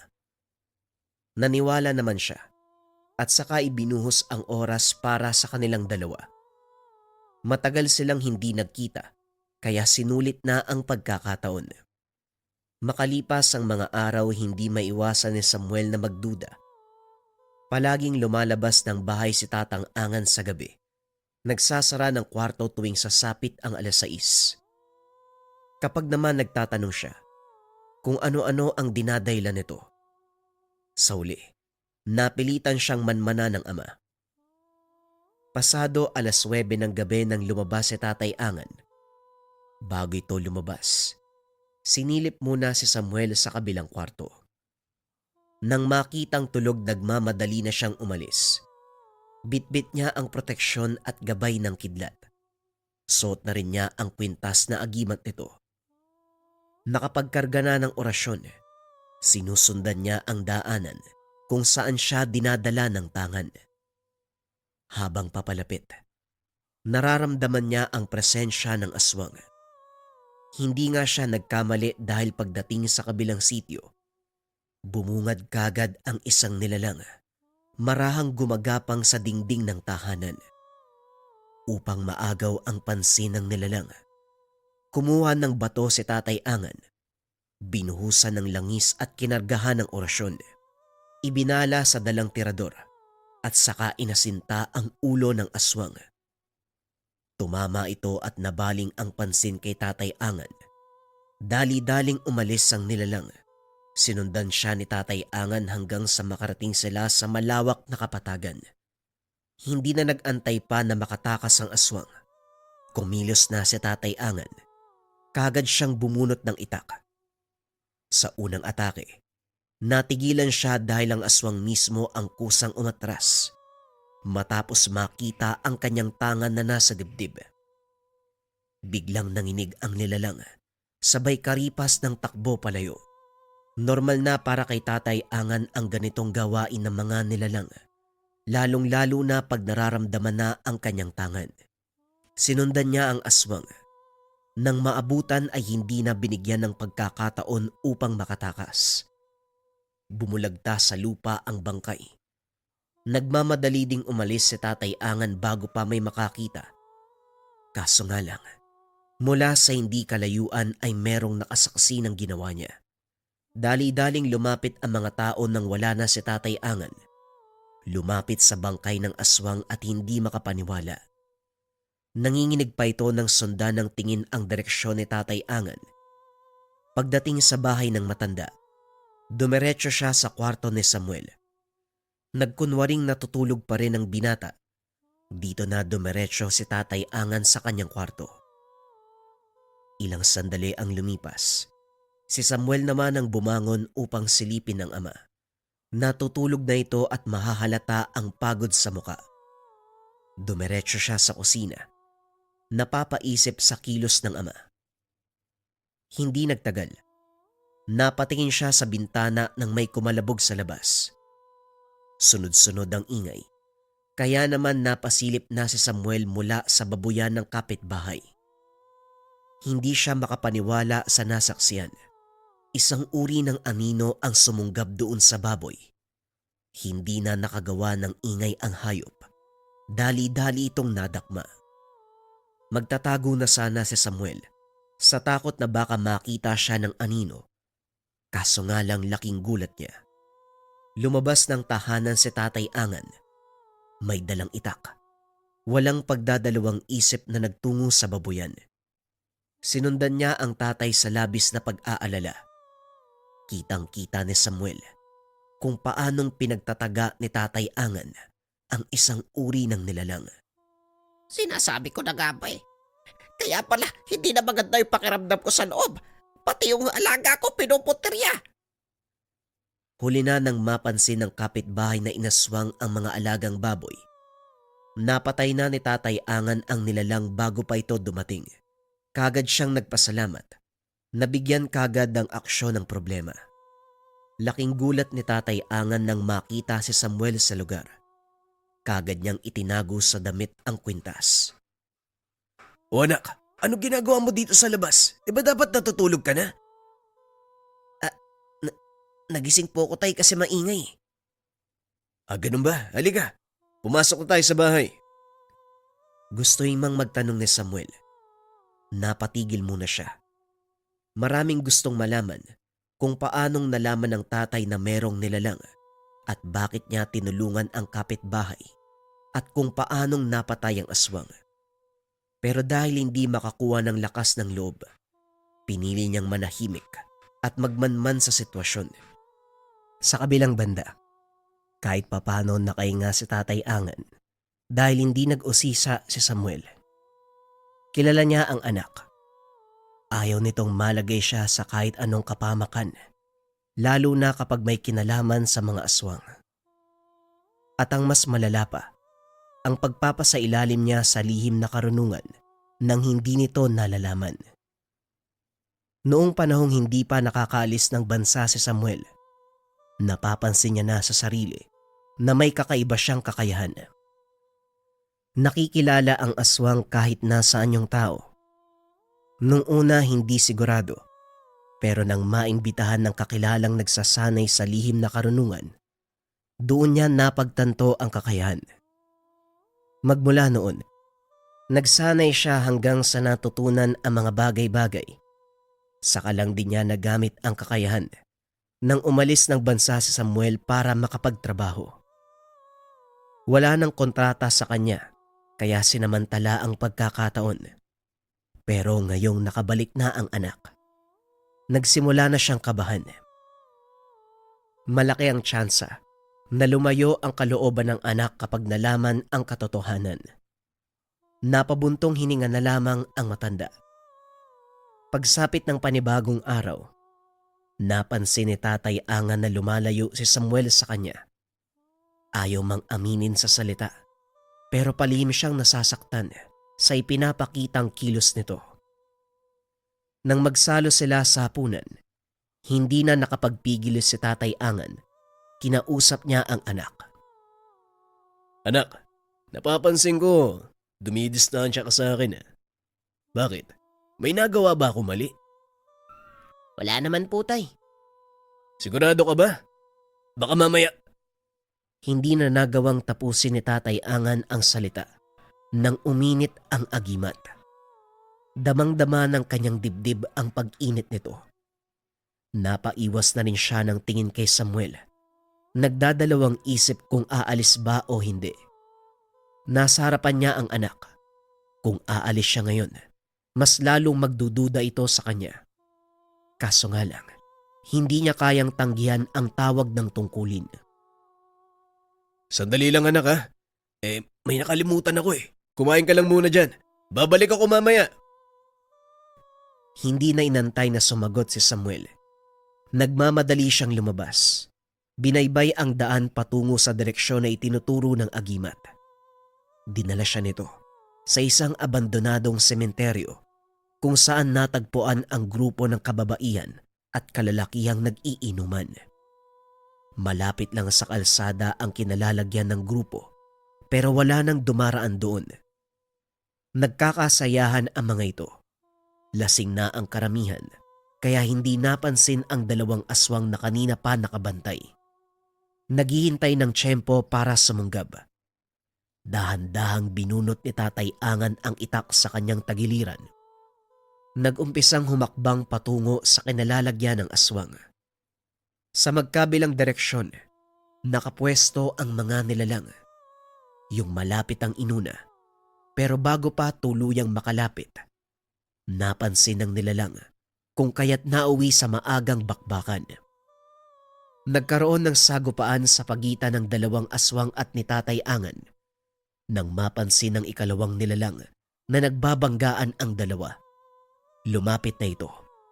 Hinatak pa si Tatay Angan patungo sa likuran ng sementeryo kung saan maraming nakatambak na basura. Madalas mga bubog mula sa basag na bote. Nagkagulo ang tatlo. Hindi alam ng grupo ng mga kabataan ang nangyayari. Patuloy silang nag-iinuman kaya hindi naririnig ang kaganapan. Sa pagpapatuloy ng laban, pumabor kay Tatay Angan ang lahat. Sa bawat hagupit ng talim, tumatama sa mga nilalang. Kahit ilang ulit man din siyang mawala ng balanse, napapasubsob sa nagkalat na mga bubog, hindi siya nasusugatan. Dahil ito sa kanyang tangan. Hindi nagtagal sa kanyang mga kamay ang dalawang aswang dahil matapos tumagos sa tiyan ng itak, nataranta ang isa, nagmamadaling tumakas. Hindi na rin nahabol dahil hindi malaman kung saan sumuot. Hindi na rin nararamdaman ng tangan ang nilalang. Ang isang napuruhan, sa mismong harapan ng bahay binawian ng buhay. Napabuntong hininga si Tatay Angan. Nagdarasal na rin habang nakaharap sa bangkay ng aswang. Makalipas ang ilang sandali, hindi pa siya natapos sa pagdarasal. Napalingon na sa gawin ng mga kabataan ng magsigawan. Paglapit ni Tatay Angan para malaman ang nangyari, humigpit ang pagkakahawak sa itak. Merong bagong nilalang. Biglang napawi ang pagkalasing ng mga kabataan. Kanya-kanya sa pagtakbo para lamang makaiwas sa banta ng nilalang. May babaeng nakalmot sa likuran pero naabutan ni Tatay Angan kung kaya't naibalik ng doble ang ginawang pananakit. Sa kalmot na iyon, sinagot ng sunod-sunod na saksak. Yun lang at bumulagta na ang aswang. Tumama ang talim sa puso ng nilalang. Kagad binawian ng buhay. Nag-iwas ng tingin si Tatay Angan nang bumalik ang mga kabataan para usisain ang nangyari. Sa patuloy na paglapit ng mga ito, sinabayan ni Tatay Angan. Umalis siya sa lugar. Pero lingid sa kanyang kaalaman, may nagbabantay sa kanya. Nanlilisik ang mga mata habang nakatitig. Nang makauwi na ng bahay si Tatay Angan, hindi siya nakaligtas sa mga katanungan ni Samuel. Hindi nga po ng kung anong reliyon ang naroon sa kwarto nyo. Pero naglihim pa rin kayo sa akin eh. Paano nyo nagawang sumailalim sa lihim na karunungan nang hindi nagsasabi sa akin? Tay, delikado yung ginagawa nyo. Buhay ang sinusugal nyo dyan eh. Teka, sandali lang naman anak. Alam ko magagalit ka sa oras na malaman mo to eh. Pero pagtulong ang ginagawa ko. Sa bawat aswang na tinutugis, maraming buhay ang naisasalba. Kaya naman ano? Kaya naman palagi niyong ibinubuwis ang buhay niyo sa pakikipaglaban sa mga nilalang. Tatay naman. Anak, huminahon ka muna. Maiintindihan mo rin kung bakit ko ginagawa to. Kailan pa? Kailan ka nagsimula? Kahit nung hindi ka pa nag-ibang bansa, palihim na ako nag-aaral eh. At nang umalis ka, doon ko aktwal na ginawa. Napailamos na lang ng mukha si Samuel dahil sa galit. Napapansin niya na ang kakaibang kilos ng kanyang ama. Noon pa man, pero hindi lubos akalain na lihim na karunungan pala ang inaatupag. Bagay na labis niyang kinamumuhian. Ang tanging rason kung bakit ganun na lamang ang galit sa usaping ito, hindi nito naisalba ang buhay ng kanyang ina, maging ang kapatid na hindi nabigyan ng pagkakataong maipanganak sa mundo. Habang nagbubuntis ang kanyang ina, inaswang sila ng hindi namamalayan. Nang araw ng kapanganakan, nahirapang mailabas dahil patay na sa loob ng sinapupunan. Ang sabi ng komadrona na nag-aaral ng lihim na karunungan, inaswang ang bata. Ipinangako pa nito na siya ang hahanap sa aswang na pumatay sa sanggol, pero hindi natupad. At ang pinakamalala, maging ang kanyang ina ay nabiktima. Iisang aswang lang ang may kagagawan. Labis ang galit ni Samuel, hindi lang sa aswang, kundi maging sa komadrona. Pero wala siyang nagawa dahil hindi matukoy kung sino ang aswang. Sa paglipas ng mga panahon, paunti-unting natanggap ni Tatay Angan ang nangyari. Pero kasabay nun, napansin na may nagbabago sa sarili. Naguguluhan siya ng una.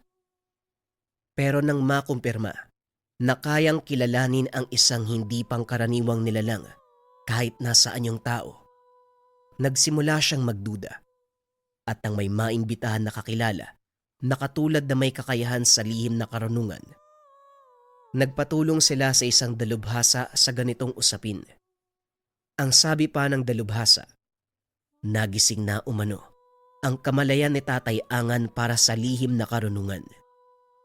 Magmula noon, nagsanay siya hindi para may pagigante ang mag-ina, kundi para sa kaligtasan ng lahat.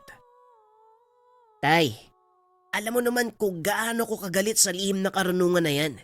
Yung komadrona nga eh, nangakong hahanapin yung aswang na pumatay kay nanay. Namatay nga din sa mga kamay ng nilalang na yun yung magulang ko eh. Ayoko lang naman na sapitin mo yung sinapit nila. Ikaw na lang ang pamilya ko, tay. Alam ko pero tungkulin ito eh. Tungkulin na hindi pwedeng hindian. Maraming buhay ang nakasalalay dito, anak. Huwag kang mag-alala. Protektado ako at ipinapangako ko. Ako mismo ang magdadala ng ulo ng aswang na pumatay sa nanay at kapatid mo. Hindi, tay. Itigil niyo na po yan.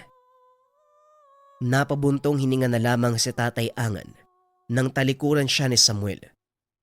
Gusto pa sanang ipaintindi sa anak ang kanyang tungkulin, subalit ayaw nitong makinig. Ilang oras siyang nakiusap, kumatok sa kwarto ni Samuel, ngunit ayaw siyang pagbuksan.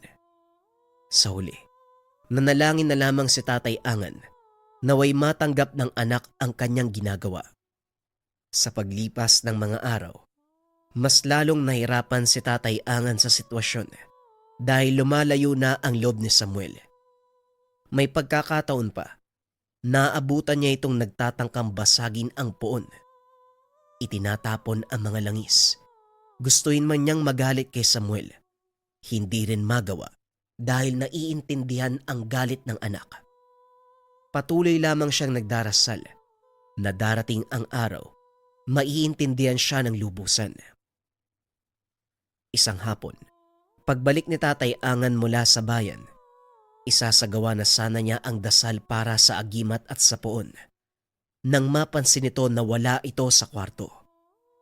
Kagad niyang hinanap si Samuel, naabutan sa likuran ng tahanan. Nagtatangkang sunugin, mabuti na lang nabawi ang posporo bago mahuli ang lahat. ba yung ginagawa mo? Pakiusap naman, huwag kang maging ganyan. Tatay Angan, ikaw ang wag maging ganyan. Kailan ka ba titigil, tay? Kapag napatay ka na ng aswang, ano ba? Samuel, sinasabi ko sa'yo, hindi ako mamamatay dahil protektado ako ng puon, maging ng agimat. Kung hindi ako binigyan ng proteksyon, malamang noon papatay na ako eh. Sige, sabihin na nating protektado ka nga. Pero hanggang saan? Hanggang sa buo ang paniniwala ko sa batalan ng kidlat at lihim na karunungan. Hindi ako kailanman tatalikuran yan. Matapos magsalita ni Tatay Angan, napatahimik si Samuel. Kinuha ni Tatay Angan ang phone at maingat na ibinalik sa kwarto. Naiwan si Samuel sa labas. Napapabuntong hininga na lamang. Sa puntong iyon, kaagad dumingi ng kapatawaran si Tatay Angan sa poon sa ginawa ng kanyang anak. Taimtim na nagsumamo, napatawarin ang walang idiyang anak. Pagkatapos, isinunod ang pagdarasal sa mismong poon at agimat. Pero sa kalagitnaan pa lang, natigil na nang biglang may umalingasaw. Hindi na siya tumunganga pa. Kagad kumilos dahil ang amoy na yon, isang banta ng panganib. Katulad ng inaasahan, may aswang nga. Pero sa pagkakataong ito, sila ang sinalakay. Paglabas si Tatay Angan, nasa pintuan pa nga siya. Bumungad na ang aswang. Nasa likuran ito ni Samuel. Abala sa pagbubuhol ng mga sinibak na kahoy, kaya naman hindi napansin ang nilalang. Nagtangka na itong sumunggab. Mabilis ang kilos si Tatay Angan. Nang maabot niya, kagad tinaga ng itak na dadampot sa tabi ni Samuel. Nagulat pa ang aswang sa ginawa ni Tatay Angan. Masyadong mabilis ang aswang. Nataga naman ni Tatay Angan pero hindi gaanong malalim ang natamong sugat kung kaya't nakalaban pa ito. Kinalmot-kalmot si Tatay Angan pero hindi magawang mag-iwan ng sugat dahil sa proteksyon ng agimat. Pero kahit ganon, patuloy pa rin sa pag-atake ang nilalang. Paulit-ulit na kumakalmot at kumakagat. Sinubukan pang manakal pero kagad ding napapahiwalay sa tuwing tatama ang agimat. Nang mapagtanto ni Tatay Angan ang kilos ng nilalang, nakaisip siya ng paraan. Nang matansya ang galaw nito, sinamantala niya ang pagkakataon, mailapat sa mismong mata ng aswang ang agimat. Nang magawa, hindi natigil sa pagdaing at pangingisay. Ilang minuto ang lumipas, humandusay na ito. Hingal na hingal si Tatay Angan habang tinitignan ng bangkay. Hawak-hawak niya pa ang leeg. Kahit papano, nararamdaman din ang pagigpit ng kapit pero hindi na gaanong masakit. Natigilan din siya nang mapatingin sa nakatayong si Samuel. Hindi makapaniwala sa nasaksiyan. Kita mo na, kahit anong gawin ng aswang hindi ako masasaktan. Protektado ako ng bathala ng kidlat. Anak, sana naman, payagan mo ko ipagpatuloy yung ginagawa ko. Sa halip na sumagot, tinalikuran lamang siya ni Samuel. Pumasok sa loob ng bahay. Napabuntong hininga si Tatay Angan, pero palihim na nagdarasal na sana sapat na ang nasaksiyan ng anak upang hayaan siyang magpatuloy sa ginagampanan. Makalipas ang ilang sandali ng pagpapahinga, binalingan na ni Tatay Angan ang bangkay ng aswang. Pasado 8:00 na. Madilim na ang paligid. Wala ring nakapansin sa nangyari maliban sa kanila ni Samuel. Kaya hinila niya ang bangkay. Isinilid sa sako upang masunog. Habang binabaybay ang daan pauwi, may nakasalubong si Tatay Angan. Isang matanda na uugod-ugod. Ngumiti ito sa kanya nang magtama ang kanilang paningin. Pero sa sandaling nalagpasan nila ang isa't isa, otomatikong napasaboy ng langis si Tatay Angan. Ang nakasalubong niya, isang uri ng aswang. Naiampas ni Tatay Angan ang dalampala sa aswang. Naisaksak din sa katawan ang dulo nito. kung kaya't nagkaroon siya ng pagkakataon na mahuli. Pinigilan niya sa pamamagitan ng pagharang ng pala sa liig upang mahirapang makagalaw. Dahan-dahan siyang nagdasal upang manghina ang nilalang. Nangyari naman at ilang sandali pa, hindi niya na pinatawad. Ipinasok ang tangan sa mismong sugat ng aswang. Makalipas ang ilang sandali, nangisay at unti-unti nang nawalan ng buhay. Pagkatapos dumistansya siya, nang makabawi ng lakas, hinila ang bangkay patungo sa unahan. Sinunog niya ang bangkay ng aswang. Sunod-sunod na nangyayaring pagsalakay. Hindi na to maganda. Sa pagbalik ni Tatay Angan sa tahanan, bago pa man siya makapasok, natigilan ng mapansin ang lalaking nakatayo sa hindi kalayuan. May nakasinding solo sa bakuran, kaya kahit papano, naabot ng liwanag ang kinalalagyan ng taong iyon. Nang makita ni Tatay Angan, nilapitan niya ito. Tama ba to? Pakundo? Habang papalapit sa lalaki, natigilan si Tatay Angan nang mapansin ang kwintas. Anong ginagawa mo dito? Gabi na. Kailan ka pa nakabalik? Napakunot ang noo ni Tatay Angan sa naging presensya ni Pakundo. Matagal na nilang kapitbahay ang nasabing lalaki. Isa itong retiradong sundalo na napadpad sa kanilang lugar matapos makapag-asawa ng Pinay. Pero dahil sa hindi inaasahang pangyayari, namatay ang asawa nito. Siya na lamang ang bukod tanging naiwan sa buhay.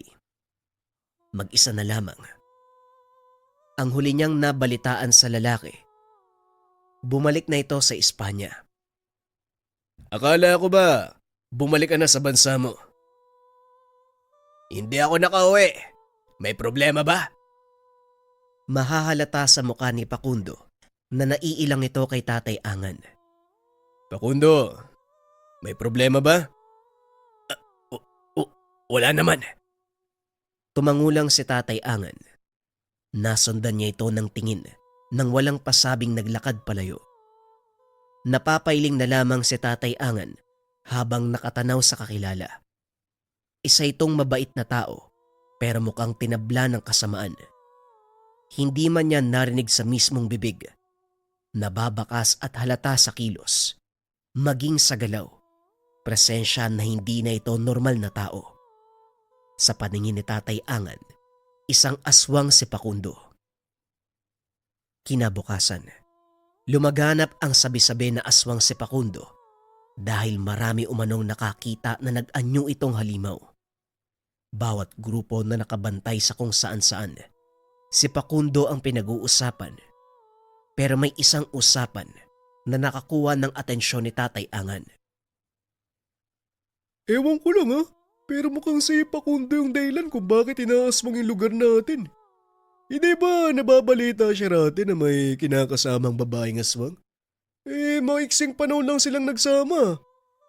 Nung isang buwan lang yata yun nagiwalay kagad. Oo. Kaya nga nagmamadaling umalis Babalik daw siya sa bayan kasi nga naging aswang na. Paano mo nalaman? Baka kung ano-ano lang yung naririnig mo, chismoso ka rin Totoo yun. Yung kapatid ko si Brando. Ginagabi yun sa pag-uwi. Nakita niya mismo na naging aswang si Pakundo. Paano mo naman nasabi ni sa Pakundo ang dahilan kung bakit tayo inaaswang? Hindi ba nitong nakaraan lang, napapadalas ang aswangan dito sa atin? Kasi yung kinakasama ni Pakundo dati, sinubukan niyang patayin pagkatapos malaman na niyanggaw siya. Pero hindi napatay. Nagalit yung babae, pati yung mga kalahi na aswang. Binalikan si Pakundo para magiganti. Pero dahil wala nga si Pakundo nitong mga nakaraan, ibang tawang binibiktima. Ay sus, kapag yan hindi totoo, patay ka talaga. Sa mga narinig, hindi mapalagay si Tatay Angan. Pinuntahan niya si Pakundo, naabutang may kausap. Hindi lang basta usapan dahil merong pisikalan na nagaganap pero hindi muna siya nangialam. Lubayan mo na ako, Stella. Niyanggaw mo na nga ako tapos babalik ka pa para manakit. Wala ka ba talagang awa? Kailanman hindi ako maaawa sa tulad mo, Pakundo. Sinubukan mo kong patayin, kaya dapat lang naparusahan ka. Huwag mo nang balaking tumakas dahil kahit saang dako ka man pumunta, susundan kita. At sa sandaling mahanap ko ang lugar na yan, iba't ibang tao ang madadamay. Naging malinaw kay Tatay Angan ang usaping naririnig. Mas lalong naging malinaw kung bakit palaging may aswang na nagagawi sa kanilang lugar. Dahil dito, hindi niya pinalampas ang pagkakataon. Lumabas siya sa pinagtataguan. Hinarap ang dalawang aswang. Nagtaka ang mga ito sa biglaan niyang paglitaw. Nang mapansin ang pangontrang tangan, makikita ang pagkabalisa lalo na ng babae. Anong problema? Hindi mo inaasahan yung pagdating ko, no? Pare, anong ginagawa mo dito? Narinig ko ang usapan niyo. Ikaw babae, pwede bang tantanan mo si Pakundo? Pati ibang tao dinadamay mo. Napangiti ang babae sa kabila ng sinabi ni Tatay Angan. Batay pa sa galaw nito. Gustong tumakbo pero nagpipigil. Pilit kinakaya ang dahan-dahang epekto ng agimat ni Tatay Angan. Huwag kang mangialam. Huwag kang magtago sa lakas ng gamit mo. At saka, Hindi na natapos ni Stella ang gustong sabihin dahil sa paglakas ng puwersa ng agimat. Dahan-dahan siyang napapatras. Pagkuhan ay mabilis na umalis. Walang pagdadalawang isip na hinabol ni Tatay Angan pero hindi niya naabutan. Hindi na rin malaman kung saan sumuot dahil mabilis na nawala sa paningin. Dahil dito, si Pakundo na lamang ang binalikan. Kinausap niya ito pero naging mailap. tutulungan kita, Pakundo. Huwag kang mag-alala. Magtiwala ka lang sa akin.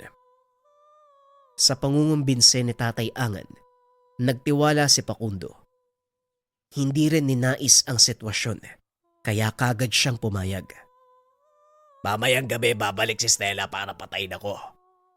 Hindi ko rin alam kung bakit niya ako ginawang aswang tapos papatayin din pala. Binilinan ni Tatay Angan ng mga gagawin si Pakundo sa oras na dumating si Stella habang wala pa siya.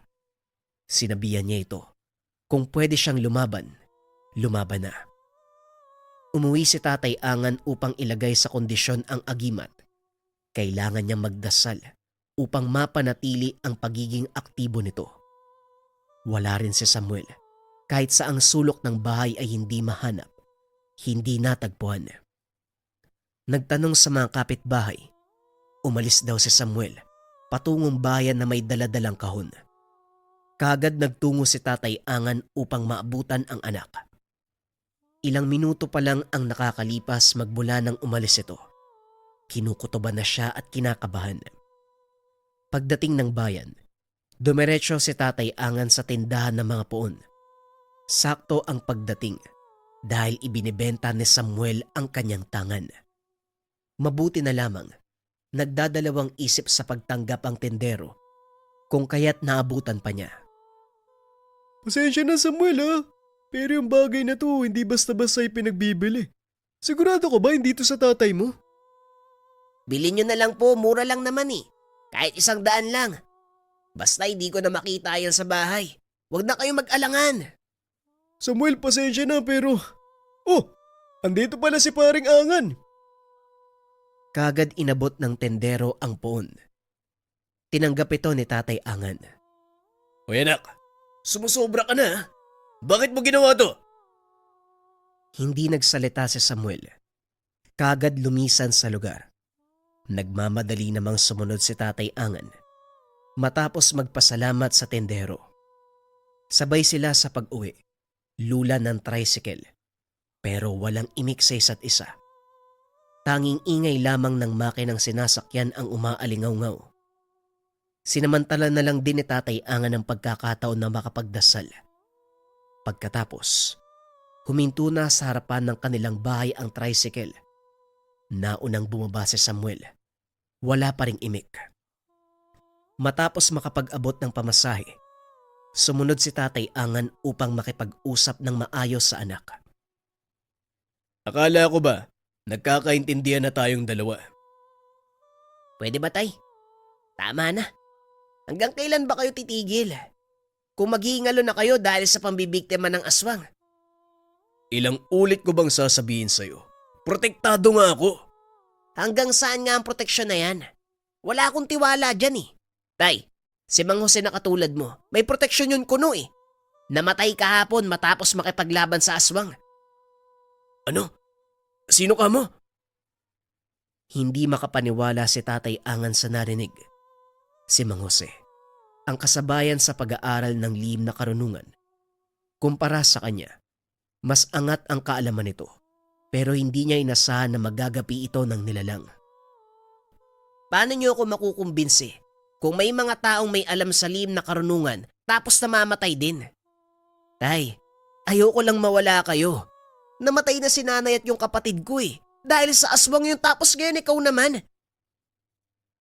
Napabuntong hininga si Tatay Angan sa sinabi ni Samuel. Sa kabila ng narinig at nabalitaan, sa halip na panghinaan, mas lalong nagtibay ang tungkulin na puksain ang mga aswang. Nang mapansin ang oras, pumasok siya ng kwarto. Kumuha ng langis. Kinuha ang itak. Nagmamadali siyang lumabas pagkatapos. Pinigilan pa siya ni Samuel pero wala din itong nagawa. Binilisan ni Tatay Angan ang mga akbang. Papunta siya ngayon sa bahay ni Facundo. Tamang-tama naman ang naging dating dahil kakarating lang din ni Stella. Hindi na muna siya pumasok. Nagmanman pa sa labas. Walang ibang kasama si Stella. Walang bantay na aswang sa paligid. Wala na ring ibang presensyang nararamdaman si Tatay Angan kung hindi sa kanya lang. Sa tulong ng nakabukas sa bintana, nakikita niya ang kaganapan sa loob. Dinuro ng babae si Facundo. Sinampal. Sinisigaw-sigawan. Nagtataka pa siya kung bakit ayaw nitong manlaban. Pero nang maalala ang likas sa kabutihan na hindi kayang pagbuhatan ng kamay ang sino mang babae. Aswang yan, Facundo! Labanan mo! Nang mabugbog sarado na si Facundo, hindi na nagpapigil si Tatay Angan. Pumasok na siya ng bahay. Pero bago pa man makalapit kina Stella at Facundo, natigilan ng marinig ang kanilang usapan. Ano pa ba ang gusto mo? Sinabi ko na sa'yo hindi ako magsasalita. Hindi ko sasabihin kay Angan na ikaw ang aswang na nambiktima sa kanya mag-ina. Pabayaan mo na ako, Stella. Ginawa mo ng impyerno ang buhay ko. Dahan-dahang nahugot ni Tatay Angan ang itak sa kanyang tagiliran. Maigpit itong hinawakan. Walang pasabing pinasok ang kwarto ni Facundo. Tinaga si Stella. Nakailag naman nito pero nadaplisan ng braso. Sinugod ng sinugod si Tatay Angan hanggang sa nagkagulo sa paligid. Nagkalat na ang mga gamit. Nagtamo ng maraming galos at daplis mula sa patalim si Stella. Matagal kang hinanap ni Samuel. Dito ka lang pala matatagpuan. Ngayong alam ko na ikaw ang pumatay sa akin mag-ina. Sisingilin din kita ng kamatayan. Muling sinugod ni Tatay Angan si Stella. Pero mabilis itong nakatakas sa pamamagitan ng pagdaan sa bintana. Napamura na lamang siya habang pilit na pinapakalma ang pagsabog ng damdamin. Pasensya ka na ako hindi ko nasabi paring agad. Binantaan ako ni Stella. Papatay niya raw ako kung sasabihin ko sa'yo eh. Siya rin ang pumatay sa komadrona pati na rin kay Mang Jose. Saksi ako sa lahat pero hindi ko nagawang sabihin sa'yo. Sana patawarin mo ko. Lumod sa kanyang harapan ang matanda pero hindi niya na pinansin. Nagmamadali siyang lumabas at hinanap ang bakas ni Stella. Ngayong alam ko na kung sino ka at kung ano ang ginawa mo. Ako na mismo ang kakaladkad sa'yo pa impyerno. Nanginginig sa galit si Tatay Angan habang sinusundan ang bakas si Stella. Napatigil siya nang mapansing nakasunod si Facundo. Alam ko ang bahay ni Stella. Sundan mo ko. Kagad nagtiwala si Tatay Angan. Sinundan niya si Facundo at katulad ng sabi, alam nga nito ang bahay ni Stella. Mahigit 1 oras pa ang paglalakad. Naisip pa ni Tatay Angan na niloloko siya ni Facundo. Pero makalipas ang ilang sandali, bumungad ang nag-iisang bahay sa kalagitnaan ng malawak na talahib.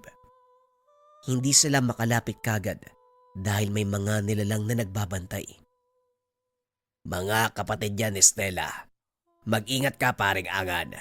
Ilang beses ka na ring nakita ni Stella kung paanong makipaglaban sa aswang. Anong ibig mong sabihin? Noong napapalaban ka sa mga aswang, binabantayan ni Stella ang bawat kilos mo. Bago lumapit si Tatay Angan sa bahay ni Stella, nagsagawa muna siya ng ritual. Walang pagdadalawang isip na hinarap ang mga nilalang. Hindi naman naiiba ang dalawa sa mga nakalaban niyang mga aswang. Madali lang patumbahin sa pamamagitan ng bisa ng pag-usal ng dasal at bisa ng kanyang agimat. Humandusay sila sa lupa. Nagmamadaling pumasok si Tatay Angan sa loob sa pag-aakalang nakatakas si Stella, pero pagbukas niya ng pintuan, sumalubong ang babaeng aswang at kagad siyang sinugod. Nagpaulan kagad ng kalmot ang nilalang. Sinubukan pang ipasok ang naghahabaang buhok sa ilong at bibig ni Tatay Angan, pero naging maagap siya. Dali-daling pinutol gamit ang itak. Nang pumabor kay Tatay Angan ang pagkakataon, tinaga niya ito pero nadaplisan. Kahit ganun, nagkaroon pa rin siya ng tsansang maitumba. Para hindi na makatakas, isinaksak ni Tatay Angan ang patalim sa hita nito. Dumagungdong sa buong dako ang nakakabinging angil. Pagkatapos inilabas niya ang langis, isinaboy sa mukha ni Stella. Ngayon tikman mo ang pait ng paghihiganti. Dadahan-dahanin kong paniningil sa'yo mula sa ginawa mo sa aking mag-ina, sa kumadrona, sa mga inosenteng dinamay ng lahi mo, kay Mang Jose, pati na rin kay Facundo. Hindi na matigil sa paghiyaw ang nilalang. Kahit anong pagpupumiglas, hindi magawang makatakas. Pagkatapos ng langis, sinundan ni Tatay Angan ng dasal at orasyon. Maging si Facundo ay nasaksiyan ang pangingisay ni Stella. Kalunos-nulos na kalagayan, subalit walang balak na tigilan ni Tatay Angan. Maging ang kaluluwa mo, sisiguraduhin kong magdurusa. Ibinuhos ni Tatay Angan ang huling patak ng langis sa mismong bibig ng aswang. Nangisay ang aswang. Tumirik ang mga mata. Bumula na ang bibig at nagsimulang manigas ang mga daliri't kamay. Dumistansya muna si Tatay Angan. Umusal uli ng dasal. Pinagmasdan ng pagdurusa ni Stella hanggang sa unti-unti na itong natahimik. Nawalan ng buhay at nanigas. Matapos doon nakahinga ng maluwag si Tatay Angan, doon na rin bumuhos ang kanyang mga luha dahil sa damdamin.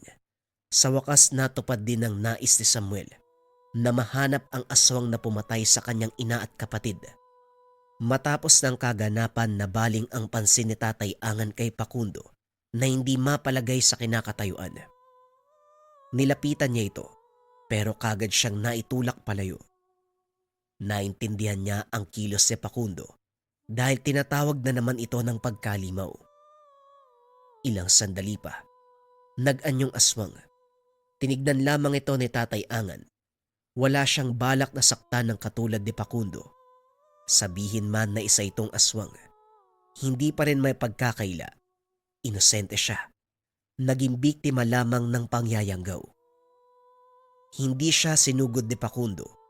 Salip tumakbo ito palayo. Tahimik niyang sinundan. Habang sinusundan si Facundo na naghahanap ng tawag ng sikmura, sinimulan niya ang pagdarasal. Isang orasyon na layong paamuhin ang isang bagong yanggaw. Gagamitin niya ang lakas ng gabay ng kidlat upang subukan na magamot pa ang kaibigan. Habang patuloy sa pag-uusal, dahan-dahang kumakalma si Facundo. Napatigil ito sa paglalakad. Ilang sandali pa bumalik na sa anyong tao. Nawalan na lamang ng malay. Sinikap niyang buhatin upang maiuwi sa tahanan. Sinigurado ni Tatay Angan na maayos ang kalagayan ni Facundo bago niya iwan. Pagbalik sa bahay ni Tatay Angan, nasa pintuan si Samuel. Hindi maipinta ang muka na nakaabang sa kanyang pagbabalik. Malawak pa ang pagkakangiti niya, pero kagad nawala ng magsalita ang anak. Ilang oras kayo nasa labas, Tatay Angan? Ilang aswang ba yung kinalaban nyo ngayon? Ilang ulit nyo bang ilalagay sa peligro yung buhay nyo para sa kapakanan ng ibang tao? Anak, malalim na ang gabi. Bukas na tayo mag-usap. Magandang balita ang dala ko ngayon. Anong magandang balita? Wala na ako maaasahan na magandang balita sa'yo, Tay. Delikado yung pinasok nyo. Anumang oras pwede kayo mamatay. Kahit ano pa ang sabihin mo, anak, umuwi ako ng ligtas sa tahanan. Hindi ako namamatay. Nakakatulong ako sa ibang tao. Natahimik si Samuel. Nginitian na lamang ito ni Tatay Angan. Tinapik sa balikat. Sinabing magpahinga na. Sa gabing iyon, walang ibang naramdaman si Tatay Angan kung hindi kagaanan ng kalooban. Nabawasan ang bilang ng mga nilalang. Napagiganti ang kamatayan ng mag-ina. Kinabukasan dinala niya si Samuel sa bahay ni Stella. Ayaw sanang lumapit ni Samuel dahil malayo palang umaalingasaw na ang nakakamatay na amoy ng bangkay. Nakahandusay pa sa lupa ang bangkay ng mga kapatid ni Stella at nasa loob ang bangkay nito. Ano to? Ipinapakita mo sa akin yung mga aswang na napatay mo para saan? Hindi ba sinabi ko sa'yo, dadaling ko sa harapan mo ang bangkay ng aswang na pumatay sa nanay at kapatid mo? Napatitig sa bangkay si Samuel. Ilang sandali pa ay napaluha. Totoo ba, Tay? Yan ang pumaslang sa kanila. Tama ka, anak. Siya nga. Dumampot ng kahoy si Samuel. Hahampasin pa sana ang bangkay. Pinigilan siya ni Tatay Angan. Samuel, anak, makinig ka. Hindi mo na kailangang gantihan ng bangkay. Bangkay na yan. Nakaganti na tayo. Hindi lang para sa pamilya natin, kundi para sa ibang taong nadamay sa mga aswang na to. Niyakap na lamang ni Tatay Angan ang anak. Nang kumalma pareho, sinunog ang tahanan, lumisan sa lugar. Dumiretso sa pag-uwi si Samuel, samantala sumadya sa bahay ni Facundo si Tatay Angan. Kukumustay niya ang lagay nito, pero hindi na naabutan. May nakasalubong siyang magkakahoy. Ang sabi nakitang nagmamadaling umalis si Facundo. May dalang mga gamit. Lumisa na ng bayan. Napabuntong hininga na lamang si Tatay Angan. Gagamutin pa sana niya ng tuluyan si Facundo. Kaso nga lang lumayo na ito sa lugar.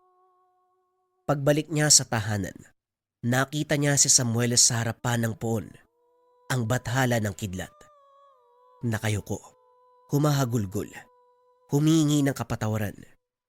Napukaw ang damdamin ni Tatay Angan sa ginagawa ng anak.